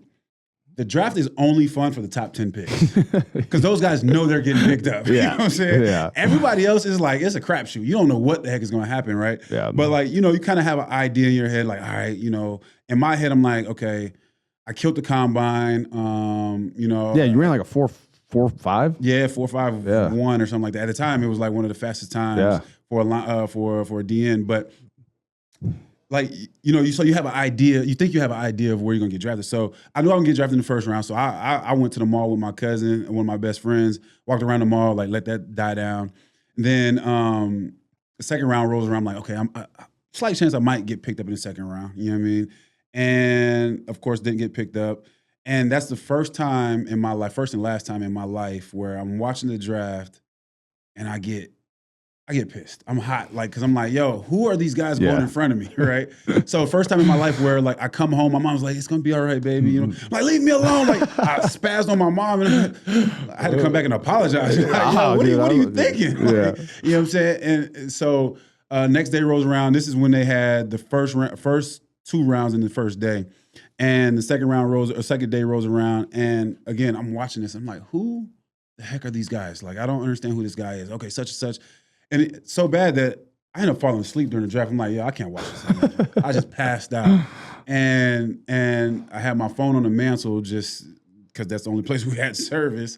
Fall asleep, wake up. My uncle taps me like, hey, yo, your phone's ringing.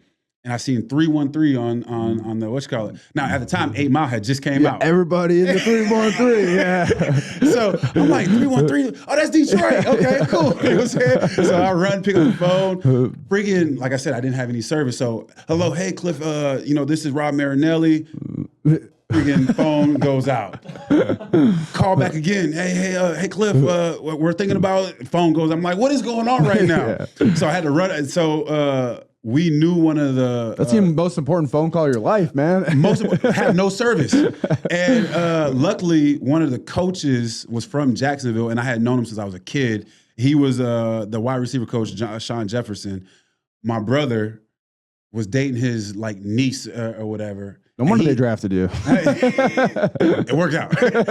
And he ended up calling him on his phone, and I ended up taking the call from his phone. It was like, hey, we're going to pick you up. And right in the middle of him telling me he's going to pick me up, everybody in the background goes crazy because they just announced it on the ticket. I found out basically simultaneously as it was being announced on the TV. And geeked, happy, oh my gosh, I really got drafted. I get to keep playing football, all these different things. And oh shoot, I'm going to Detroit though. You know what I'm saying? But again, I came back to my reality, bro, you got drafted. What? This is a big deal. You get to keep playing football. And then, but it was a great start to something special. Yeah, for sure. All right, I got 2 more quick questions for you. I like asking guys this question. I feel like you can kind of only enjoy your career once you're done playing. Yeah. Because while you're in it, it's just got to get ready, got to prepare, got to get ready for game week, everything like that. But do you have a favorite play of your football career? Favorite play? Man, so many dope plays.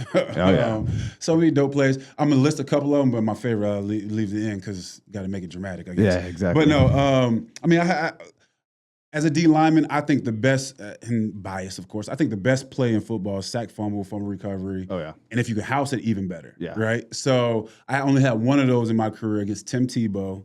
against the Broncos, actually. Cowboy. Came off the edge, sack fumble, recovered, housed it. And so that was one of my favorite plays.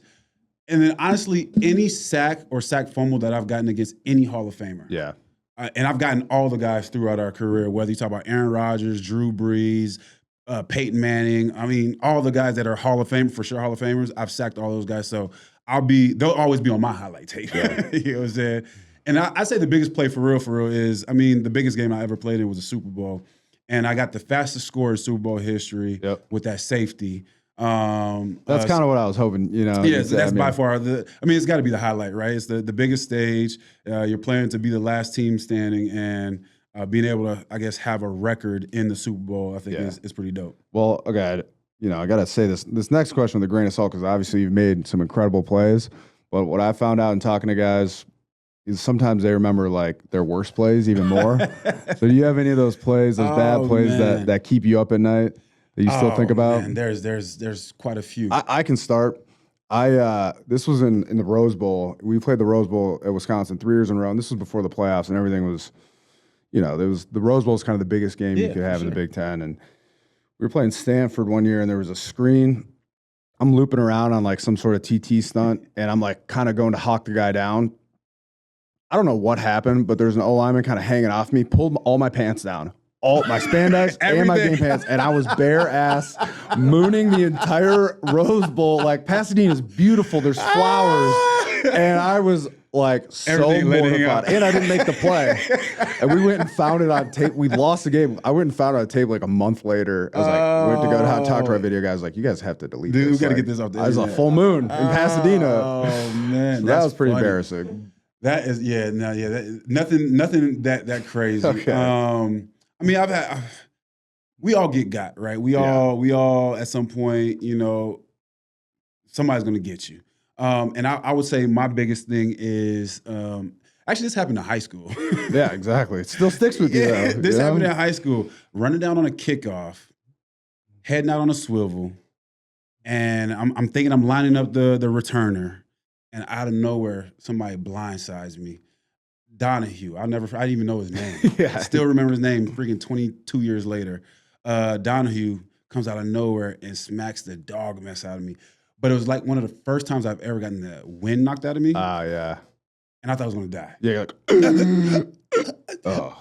And I can't come out the game. Guys are looking at me like, yo, are you okay? I can't breathe. I can't tell. Like, getting the wind knocked out, there's nothing pleasant about that. Yeah. And so I would say that's probably the one play that still sticks to me to this day. Like, if I seen him, I would dap him up like, yo, you got me. You got me, bro. But yeah, that's the one play. Even like all my friends back at home, like, hey, they'll bring it up randomly. Like, hey, bro, you remember that play against Donahue? Like, yeah, I do remember that. So that's the one it's crazy. That's not even one in the league or anything like that. But that's the one play. I'll say this though. In college, my very first game, we're playing against Syracuse, true freshman year. I don't know why we were playing on a Sunday, but we were playing on a Sunday, one of the few teams, college games that's on a Sunday. And very first play on a kickoff, I'm hyped up. This is the first play of your college career, really, right? First play of college career, hyped up, everything. Take off, go down the field, about to make the tackle. They call it dead. I jumped off sides. The reason I bring that up is my very first play in the NFL against the Atlanta Falcons, Detroit Lions, on kickoff. Very first play, jump off sides on kickoff, bro. Started both my college and pro career jumping off sides on kickoff, which is you're just too juiced up, man. You're trying to run down the field, just ready to go. And mind you, I hated kickoff, but I just think it's impressive that an edge rusher's run down on kickoff. I was on kickoff for like 5 straight years. My first four. I was a starter on defense and still on kickoff. Like, yo, y'all got to get me off this fence at some point, bro. And kickoff, too, is like, you're about to be right back out there. Right back out there. And this is when they had the 4-man, 5-man the wedge. Oh, my goodness. Yeah. That was, that right there amped me up to be wanting to become a starter in the NFL. Like, I had to get off kickoff. Like, that was my main goal. That's about as pure motivation as you can have. Oh, man. Kickoff was a beast back in the day, bro. Yeah. Well, dude, hey, man, really appreciate chopping it up with you. It's fun just, talking ball. No doubt, man. Appreciate you guys. Again, I'm a big fan of athletes that obviously did what I've done, played in the league, but also the transition into other spaces and being good at it, one, but then two, like having success at it. So y'all keep it up, man. Chris is my guy. You're my guy now. Like I'm a big fan of what y'all are doing. Y'all know I've been on the Create gummies, and you know the positives. I've talked about this. They really help with recovery, strength, cognition, staying active as I get older. And now creatine has a new addition, the creatine electrolytes. You take them together. Gummies are the foundation. Habits, you build the product you trust, create. It's the thing I take every day. And so now you can stack the gummies with the electrolytes. Together, the two products put you about 8 to 10 grams of creatine a day, which is, again, like the magic number for cognition and that sort of thing. If you're only taking 3 to 5 grams, you're kind of leaving some of the benefits on or off the table, however you want to put it. But consistent higher daily dosage has helped me a lot. And the electrolytes to the equation. I think hydration's enormous. So like the way I feel late in the day is going to be dependent upon how hydrated I am, if I got my exercise in, if I've taken my creatine gummies, if I'm sleeping, all that stuff. But on a day where maybe I don't have all those things lined up, creatine and create specifically really does help me kind of get through that occasional tough day. And the research on creatine and sleep deprivation is one of the most interesting things that honestly I've read this year. Being prepared and being ready is just as important for you as it is for any of us who have been through the draft process. So make sure you treat your body right with Create gummies and electrolytes. First off, really enjoyed that interview. What was your favorite part, Nate? Cliff's a great guy. Yeah, exactly. He makes Seattle seem cool. Like, yeah, he does. So the other thing that came out, we've been talking a lot about the schedule, but QB season 3, and the fact that you don't know who's on it yet is good because I want you to. I think they nailed it. Is it okay? better? No. Damn. That would not be nailing it. No offense to him. What? But he's not one of the four most electric personalities at quarterback in the NFL. He's not. Did he cut his hair? I think that was AI. That's AI. Yeah. Like, Had me worried, bro, because you know what I've. Wait. Who did cut their hair? Drake May. CJ Stroud. CJ Stroud. Mm-hmm. It's not good if you're biblical, man. You're not supposed to because of Samson Took his. So you don't cut your hair. Huh? You don't cut any hairs. No. You just let your hair grow. Drake May let his wife do it. Oh. That's the more biblical part. Oh, interesting. Yeah. But Interesting. Only time will tell. Man, biblically that team's in trouble this year. So all right. The 4 quarterbacks are you ready? Drum roll. Josh Allen. I'm gonna start with the least interesting one. And that's saying something. Jayden Daniels. Okay. He's number 1. I think that will be interesting. Rehab and being awesome. Yeah. Being like an adult. He's going to be like boring. He's going to be like, this guy's really got his shit together. Him and Juju. Him and Juju. Watkins. Is that a girl? Oh, the basketball player. Yes. Yeah. Like maybe. Are they together?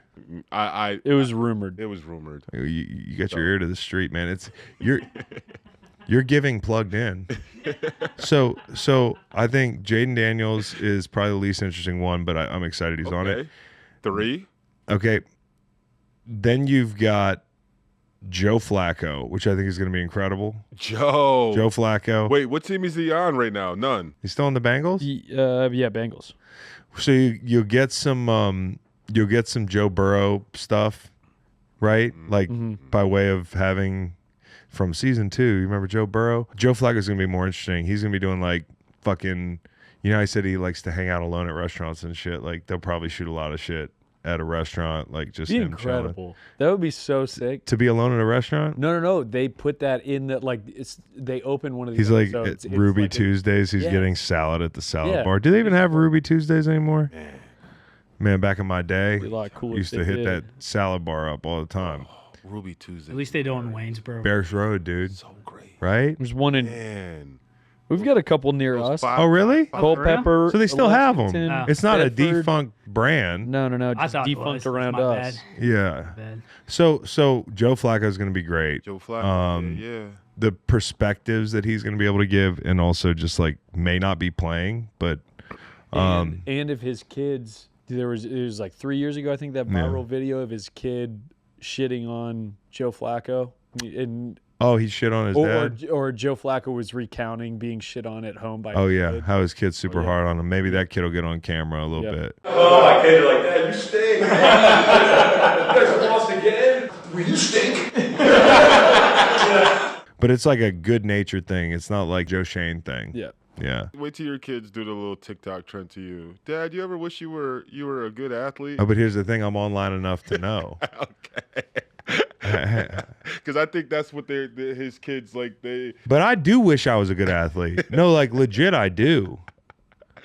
You're a great athlete. No, I'm a good athlete, but I'm not a great athlete. Not relatively speaking. Like, watch me try to do something besides football. Yeah. It's not that great. Baker Mayfield is on the show. I love Baker. Baker Mayfield's going to be very interesting to be spicy. And then the last one is this. Tampa. And this, to me, this guy's going to be little prediction here. And maybe it's not the hottest take, but I think that Cam Ward is going to be one of the most popular NFL football players by the end of his second year in the league, because I just think he's got it. You watched I love the show yet? I love the dude. I have not. I just love he's such a fucking adult, dude. He's such an adult, but he's still interesting, and he has a howitzer for an arm. You're biting the cheese. You're taking Tennessee's over win total. I'm biting the cheese. I think their win total is probably like 6.5. Yeah. I am biting the cheese, and I'm biting the cheese on Cam Ward being on this show. I think it's going to be great for him, and I think this show is actually going to be very interesting this year. I mean, these are 4 very interesting guys in their own ways. So, QB season 3, you got that to look forward to.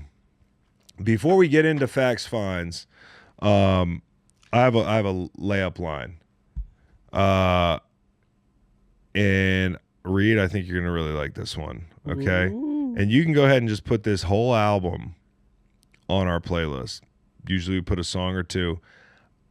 Last night I texted my buddies and I said, and my phone just died, so I'm not going to be able to look up the name of the album. I said to my buddies, this might be the best album I've heard, one of the best albums I've heard all year. One of. Mm-hmm. And I had never heard of the guy, and I apologize for not having heard of the guy. But Dave Cobb, who you know, produced this album, and the guy's name is Coleman Jennings. And maybe you've heard Coleman Jennings, but this album came out like Friday, so I was just kind of going through new stuff. Dude, this guy, people compare him to, they say he's got like a Willie Nelson sound. Lead You Home. Yep. Dude, there's a skip on the album, and it's a 31-minute project. It moves fast. Instrumentally, it's awesome. It's super well produced. I didn't know Dave Cobb produced it, but then afterwards somebody pointed that out. The guy sounds like, and I mean this as a huge compliment because I love Coulter Wall. He sounds like Coulter Wall on Prozac, which is maybe a joke you can't make because Coulter Wall is going through something right now. But you know how Coulter Wall's music is kind of, it's brooding. It's like dark. It's and it, you know, there's a time and a place for it. I love Coulter Wall. But this guy is he's like a sped up, peppier Coulter Wall to me. And he's awesome. He's awesome. Coleman Jennings.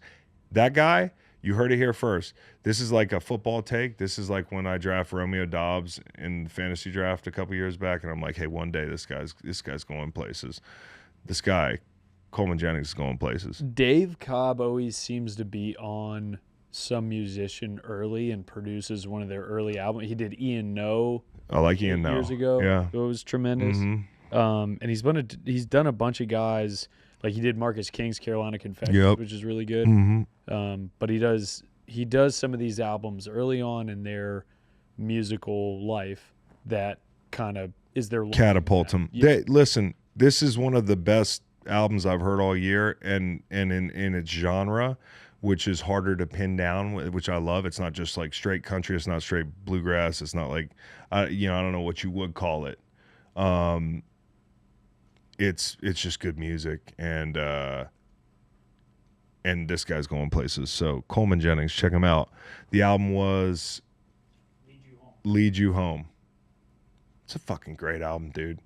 And you know, it's funny. I was sitting there last night, and I almost hit up. You know how Charles Wesley Godwin connected with us a little bit, and we haven't like linked with him, get him on the show or whatever, or like I haven't been to a show yet. Right. I was stoned, and I was like, man, I want to reach out to Charles Wesley Godwin because this guy would he'd be a perfect opener. Like it'd be perfect, dude. And then I looked at Coleman Jennings' tour dates. He's in Kalispell, Montana in July, opening for Charles Wesley Godwin, dude. I was like, hey, can you imagine if I messaged Charles Wesley Godwin was like, hey, bro, I got a good idea, dude. I don't know if you've ever heard of this guy with 95,000 listeners on Spotify monthly, but they're gonna be there for the Cherry Festival. Maybe. Maybe. I don't know when the Cherry Festival is this year. So yeah. Anyways, that was sick. The other musical conversation we were having before this started was our buddy Chris Canny was on Twitter the other night, and I'm watching this argument go down. I don't really jump into too many tweets anymore, but it wasn't an argument. He was saying, heated debate in my house right now around New York rappers. Maybe it's just me, but I take the Life After Death album by Big over any Jay-Z project. No disrespect. And I would say this. It depends on what kind of mood you're in. And I was just going through this, if you're going to listen to Life After Death or Ready to Die, which I really like Ready to Die, you're in a totally fucking different mood than you are if you're listening to, which would be my pick for, this is the best Jay-Z album in my opinion, and the best album out of the two artists, Reasonable Doubt. Reasonable Doubt makes you want to fucking ride around in your Mercedes-Benz that you don't own. Stop every once in a while, smoke some pot. Big facts. Act like you're rich as fuck. Drink some Cristal. Just kind of have a vibey day where Ready to Die makes you want to hurt somebody or yourself, dude. So they're incomparable. But the point I was going to make to Tanner, who's younger, I was giving him a speed tour through Reasonable Doubt earlier. Reasonable Doubt is one of the best albums of all time. It's butter, dude. The production on that album is fucking butter. The whole thing, there's no skips. How many albums can you name with no skips? Iceman by Drake. It comes out on Friday. Won't have any skips. Dude, and I respect the fuck out of Drake, but that's not my vibe. I'm not doing activities at 41 that you play Drake to. That's just not my vibe. I'm gonna be in Puerto Rico. It's gonna be a vibe. It's gonna be lit. And speaking of another thing you're really passionate, you're gonna be in Puerto Rico. Here's another thing that, speaking of things you're passionate about, Tanner. Mm-hmm. How about them Lakers? Oh yeah, I turned that game off. Is it over for LeBron, dude? Dude, if LeBron retires, I was legitimately thinking about this, but the NBA's done for. If LeBron's done, what? Well, people already aren't watching. Wemby's the go. First off, Wemby could be debate the go. about on First Take. First off, but you're totally the NBA is in trouble. Yes. And one of the things that, and I'm not saying it should matter, but your American-born star. Yeah. It is being dominated. It's gone by people from other countries. You got Ant. That's it. Which, Ant to me is he's your Obi-Wan. Mm-hmm. Help me, Obi-Wan. Mm-hmm. You're our only hope. It's so crazy to watch the LeBron thing because the LeBron brings out the goofiest fucking takes, dude. The goofy, and I'm a Jordan guy. I just am because I'm older, and I don't know. I was in the '90s. I was collecting Gatorade caps that said Bulls and Six, and I was a Knicks fan. But to me, I never saw anybody better than Jordan. And also, the game's totally different now. So it's I'm one of these people. It's how about they're both the best ever, and they're different, and we shouldn't try to pin two players against each other. Yeah. Who are completely different players, who played in completely different eras, and can't we just appreciate their fucking greatness? Instead, what it does is it brings out the goofiest, most intellectually dishonest people on the planet, to either, pray for LeBron's downfall, or misrepresent Michael Jordan, or, I heard doesn't have to be bad. If you're a LeBron fan, you don't have to be Jordan sucked. You just might think, but who doesn't? How many people? What percentage of like stands for either of those guys don't try to tear the other guy down? Don't like less than 10%. And I think that like people are just so intellectually dishonest these days. Oh, for sure. I mean, like the one respite from like incels and racism and politics and like World War III on Twitter should be sports. Mm-hmm. But even sports, the discourse around it sucks so much ass right now. Yeah. And I didn't even watch that series at all. It wasn't but good. the guy's 40-something years old. OKC's incredible. Yeah. I mean, I didn't think anybody but Big Cat, my boy, Dan, and I think he's a little bit tongue-in-cheek with this thing, but he was like, yeah, I would say LeBron's time in LA is a failure. Oh. I don't even count the bubble. Yeah. Like, you know. If he plays again, he's not going to play for the Lakers. There's no way he's going. Where would you like to see him? If he go, one, I had this conversation with my buddy last night. He's got to go somewhere where he can win. Yeah. Cleveland, he can win. So it makes sense to go home. To go 2 years at home. That'd be cool. Yeah, it'd be cool. He might win one. He won't be the guy. That'd be cool. But that's where you go. Or, hear me out, he's a big fan of Michael Jordan. Come to the Wizards. Team up with AD. Well, here's Trae another Young, thing. That first reminded me of overall this. pick. You know our boy Backy. Yeah. You know, he sounds like a fucking he sounds like somebody that works at like Comiskey Field, Yeah. dude. And so you know when he starts talking about MJ. Oh, I talked to him about it at your event. He said the other day, he goes, "See, LeBron got swept. Yeah. That would never happen to Michael Jordan." He said and, MJ versus God. That was what when I told him LeBron was better than MJ at like passing. Yeah. And he said, "Fuck no, MJ versus God." But here's the deal. MJ at MJ's last season, did the Wizards go to the playoffs? No. No. LeBron's in the dance at 40 years old. Longevity And you part. can tell Backy that Michael Jordan got swept twice in his career, in both by the Celtics. Early. 6 and 8. Early. Yeah. Yeah. He Michael also Jordan never won a played in playoff the game. playoffs with his son. Yeah. Yeah, MJ Somebody also never tweeted- won a playoff game without Scottie Pippen. No, I think they're both great. I do think the NBA is in a tough spot if LeBron retires because OKC is going to win like 5 straight. It's going to get real boring real quick. I'm worried. Respectfully, I don't Wemby's think gotta take LeBron over. being in the way is going to stop them from winning 5 straight. No, they're gonna Somebody win 5. else is going to have to do that. But at least you have that. Wemby! Anyways, this Dillon Brooks thing, not to be on my soapbox, is that in Fax Finds? Should I just wait for Fax Finds and we start Fax Finds? How great of a troll is Dillon Brooks? Well, that's like saying how great of a murderer is John Wayne Gacy. Is it? Is Yes. it that serious? Well, I don't think trolling should be. You and I are different on this. I think that trolling has ruined America. I think they have a legit they don't like each other. They don't like each other like an ant doesn't like a human. Like the human's not LeBron's not thinking about that's an ant, dude. He's an ant to LeBron, dude. Like, I'm sorry. Listen, this has been memed. I think that like this is going to be a really good meme, right? It already is. I think it's being framed poorly. I also think Dillon Brooks is probably there to support his friend. Absolutely. That's absolutely what's happening. But the internet hates LeBron so much, or some faction of it, that all of a sudden this guy that they've disliked for like years on end here is like their favorite guy on the internet because he's showing up and laughing at greatness, dude. That's greatness at the line. You're being celebrated for laughing at greatness. That's the problem with Celebrate him, no.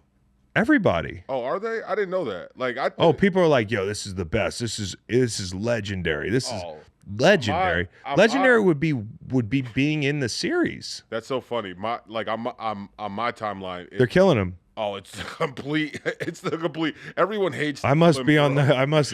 my timeline must be all the white guys that like Michael Jordan. On my timeline, it's like imagine spending 15,000 plus to sit in the front row seat to watch a game. I think you laugh. can find a lot of people being like, yo, this is awesome.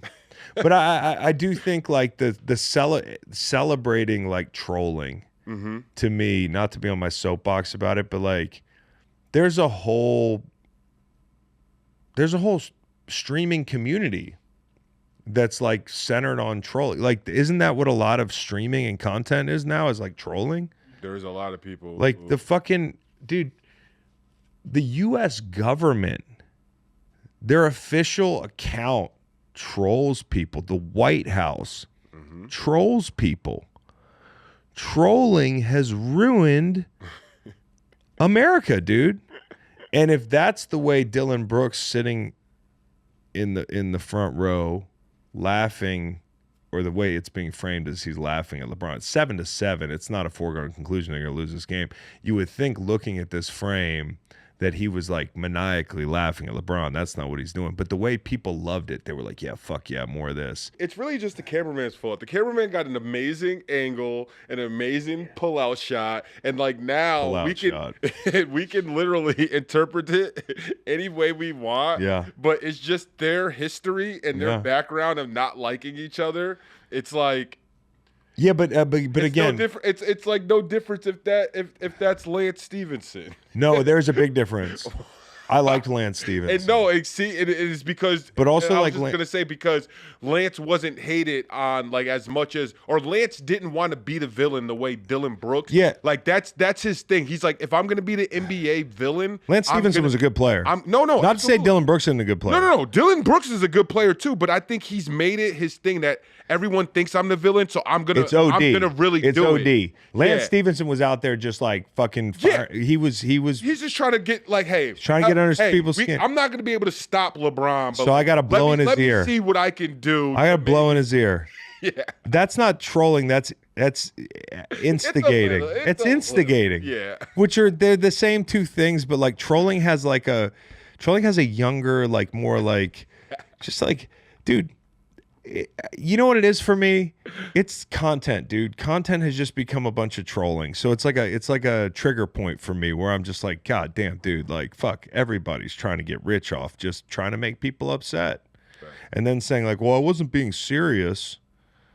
Or like, you know, who cares that LeBron would dog walk me? I'm in his head. I'm sitting under the basket. Like that's Lance Stevenson blowing in LeBron's ear. That's fucking good stuff. That's the good stuff. That's the trolling that I can get behind, dude.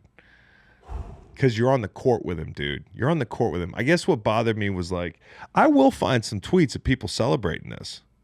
You guys I believe it. I believe it. People were like, man, this is awesome. I'm buying his jersey. I was like, first off, I don't think he's laughing at LeBron. I agree, and I feel like it's just I don't have that algo because I feel like I'm like more of a like LeBron stan, so I probably get like you're getting LeBron stan stuff. That's why Tanner's not getting either. Yeah. Hater report. Nah, man, Dillon Brooks is a real villain. Bro showed up to Game 4 just to hate watch. I'm in tears. No, you're not. Shut the fuck up. I know that's like a hater report account or whatever. Dillon Brooks is the greatest hater of all time. He showed up courtside to watch LeBron get swept. This guy is a super villain. He's not a super villain, dude. He's not a super villain. He's not. He's the 30th guy in a suit that John Wick kills in fucking John Wick 3, dude. He's not a super villain. He's just on one of the teams that LeBron has beaten. Like, I just don't understand. Like, the framing of it is just irresponsible. He is not LeBron, dude. They don't like each other, but he thinks about LeBron every night. LeBron's not thinking about Dillon Brooks. I'm sounding like a Bron sexual, like you. Aren't I? Bron definitely lives rent-free in his head. Well, and how much do those courtside seats cost for him to go to the game? No, that's what I bet he got him. But he was going to watch his friend. No, yeah. Did you see Nick Wright's comments? I did see Nick Wright's comments. You want to fill me in on that? So Nick Wright does not think that NBA. Yeah, let me watch it so I don't misunderstand him. I want to say one other thing because I've said this many times, but now it has come up again. Bringing children to press conferences after losses should not be allowed. And I think Joel Embiid is obviously an awesome family man and a great dad.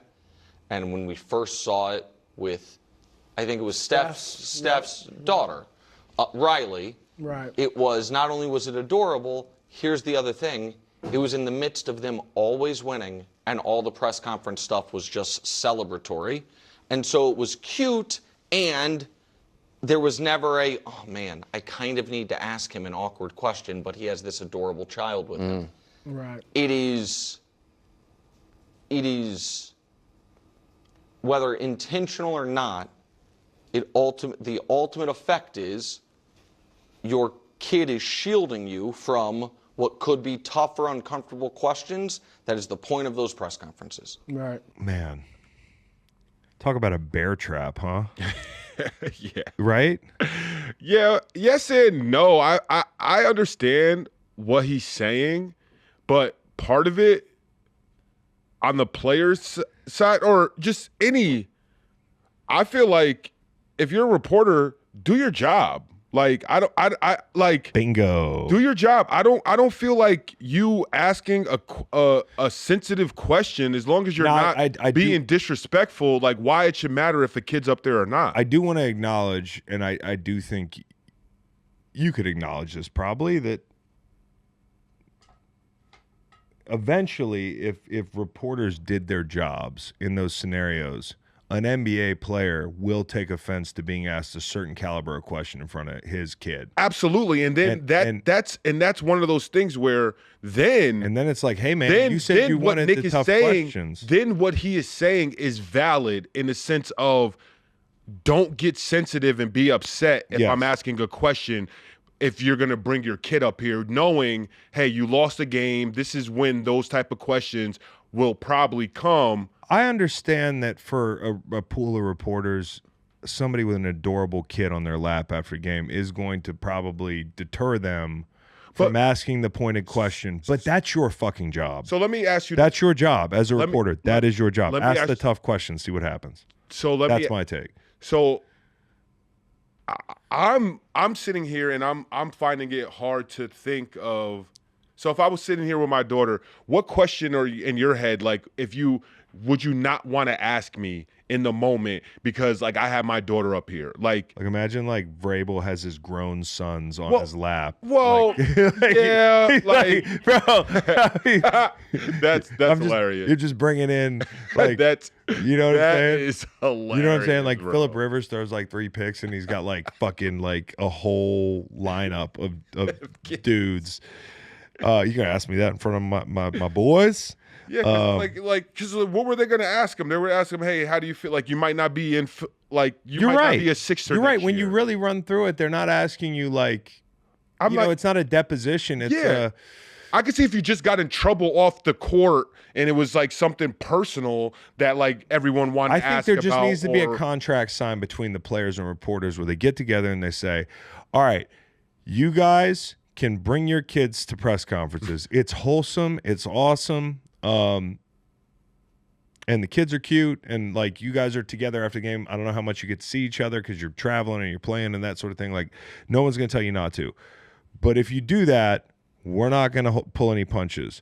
Are you guys okay with that? Yes. Then the minute an NBA player gets offended by a fucking question on account of their kid being up there, then that player needs to get like fucking fined or something.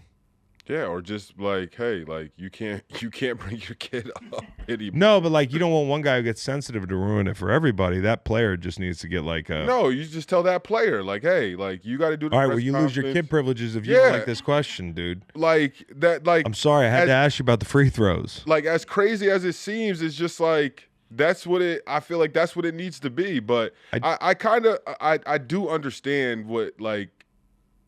I hear what Nick Wright is saying. I hear what he's saying. I hear what he's saying, but in the same token, I'm just like, and it's Philadelphia. Those reporters shouldn't be scared to ask a question. And the person already made it, like Joel Embiid, like had his son up there. If his son was at the game, they probably heard the fuck Joel Embiid chants. You know, your kid's already heard like the worst of it in the game. Mm-hmm. Having said that, like it is a touchy deal. I think about this a lot because as a player, it's so easy to be like, yo, we could cut out the middleman. We could just go on IG Live after the game and we don't need reporters anymore. Nope. Which I disagree with, because when you govern yourself or you're accountable only to yourself, you're not going to be accountable in a way that like you're not going to see through. You're going to see through your lens. But as a player, it's easy to go, we don't need y'all. Yeah. But the truth is, the game is propped up by the media in a sense that, like, hey, listen, if if we didn't have the media, we probably wouldn't make as much money. The media is part of it, and it's a bit antiquated to have a post game presser. But who are players going to be accountable to?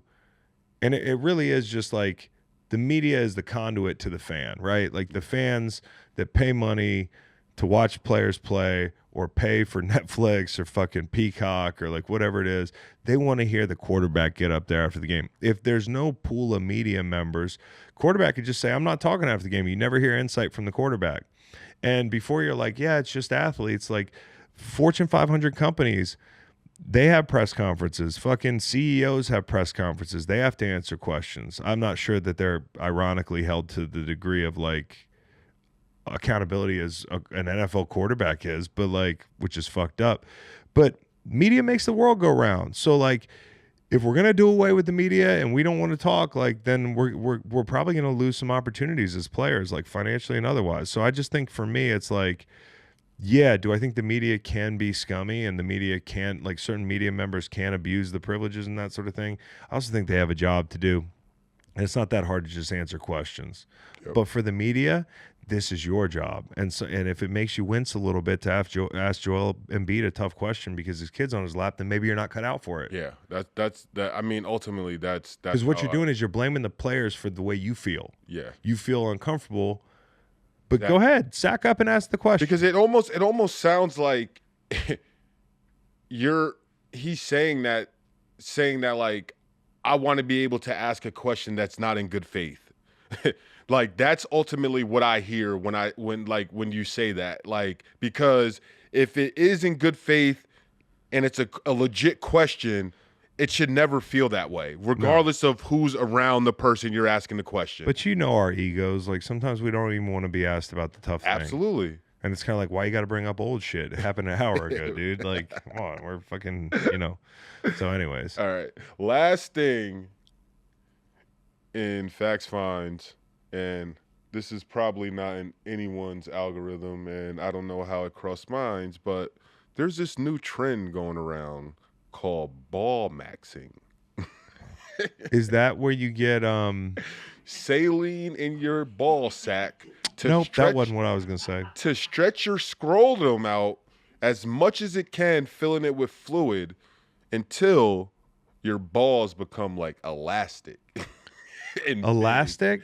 Big, yes. So you get like double pendulum down there? You're just like, they said like, why do you want this? The procedure is like an IV going like where the scrotum and the shaft meets, like stuck in there, and you fill it with like this liquid. It's like a BBL. And I guess it's like the sensation, but like the one dude that they're following in the article, he's like, it's more that I'm different now.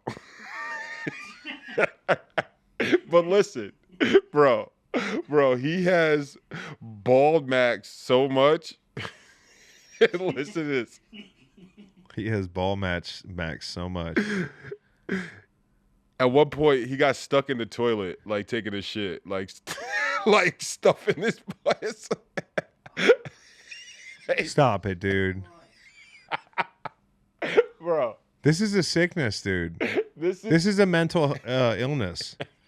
This is a mental illness. I'm sorry, but some of this stuff is mental illness. My strange addiction. I agree. No, it made me think of My Strange Addiction, Yep. but like it's just a mental illness. Like where well, I understood when dudes were like, although I thought it was the goofiest shit of all time, when dudes were lengthening their femurs and like had to go through a rehab process to become taller. Like dudes were like, I'm 6 months out of the surgery. They got like a walker, or like they're trying to. I'm like, Jesus, dude. Like everybody knows. You cut your leg open to try to get taller. Like it kind of negates the gained height.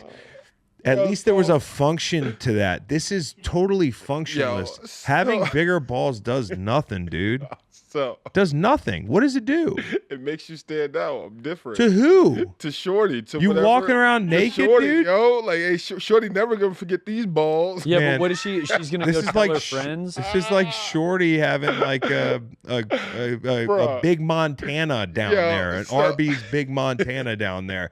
That's like the equivalent of having an Arby's Big Montana down there, dude. You're bulge maxing is what it is, I think. Yeah, like Yo. fold maxing would be the equivalent of that. Like that, and that sounds Stupid as fuck to me, dude. Bro, so like Also, like, where do you put them? me and my girl had to go to Nova yesterday for like some shopping for this wedding. And like so on the drive back, when Charlie sent me this article, like I made her read it for me out loud. I can hear her talking about this too. It's pretty funny. And we were just we were just dying, like, yo, but like my thing is just like what are you doing about like your shorts and like traditional underwear and like stuff like that? What are you doing about like, sitting down, bruh, dude? Yeah, I know. Just sitting down. Ballmaxxing. Where can I get this done? Can it be undone? No, I think it's something that it's like it doesn't stay like when you max. It's not like you max out forever. I think it like the saline or like it comes out. Yeah, it runs out. It runs out. Significant risks and dangers: infection and tissue damage, infertility and Well, don't worry. Don't worry about infertility. Whoever's blowing up their balls isn't gonna fucking have sex with anybody anyways. Guy's a total virgin. Guys, AC green against his fucking will, dude. Like, somebody who is willing to do that to their balls doesn't deserve to procreate. So infertility maybe just is actually like a good thing. The dude was like in the article, he was like, it's amazing how much the scrotum could stretch. Yeah, I know, dude. I used to do the flying squirrel all the time, dude. Come on. Oh, you're telling me come on now?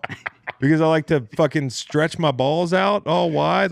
So you've been ball maxing. You're ball maxing without the natural ball maxing, liquid. Dude. Without natural the liquid. ball maxing. It's just air.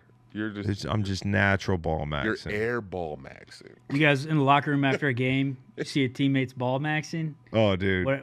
You sit him down and have no a conversation? Dude, there was a coach. There's no physical we had a way coach you can that play a serious sport ball maxing. We had a coach that. What kind of cup would you get? Listen, we had a coach. The balls are the cup. You get a bowl. You get a fucking ceramic breakfast bowl. You get that Yeti bowl. You get a bowl. No, there was a coach. My teammate went in the stall and opened it too fast. I guess he was bending over to like wipe his ass or something. He goes, dude, his balls were like cow udders, dude. He had like a cow udder. And I'm thinking to myself, like, that's not cool. That's not fun. That's like, it could have been your dick, but instead you're just sitting on your balls all the time. Oh, you could have made 6 figures plowing hot chicks or, having confidence, but instead you're sitting on your balls.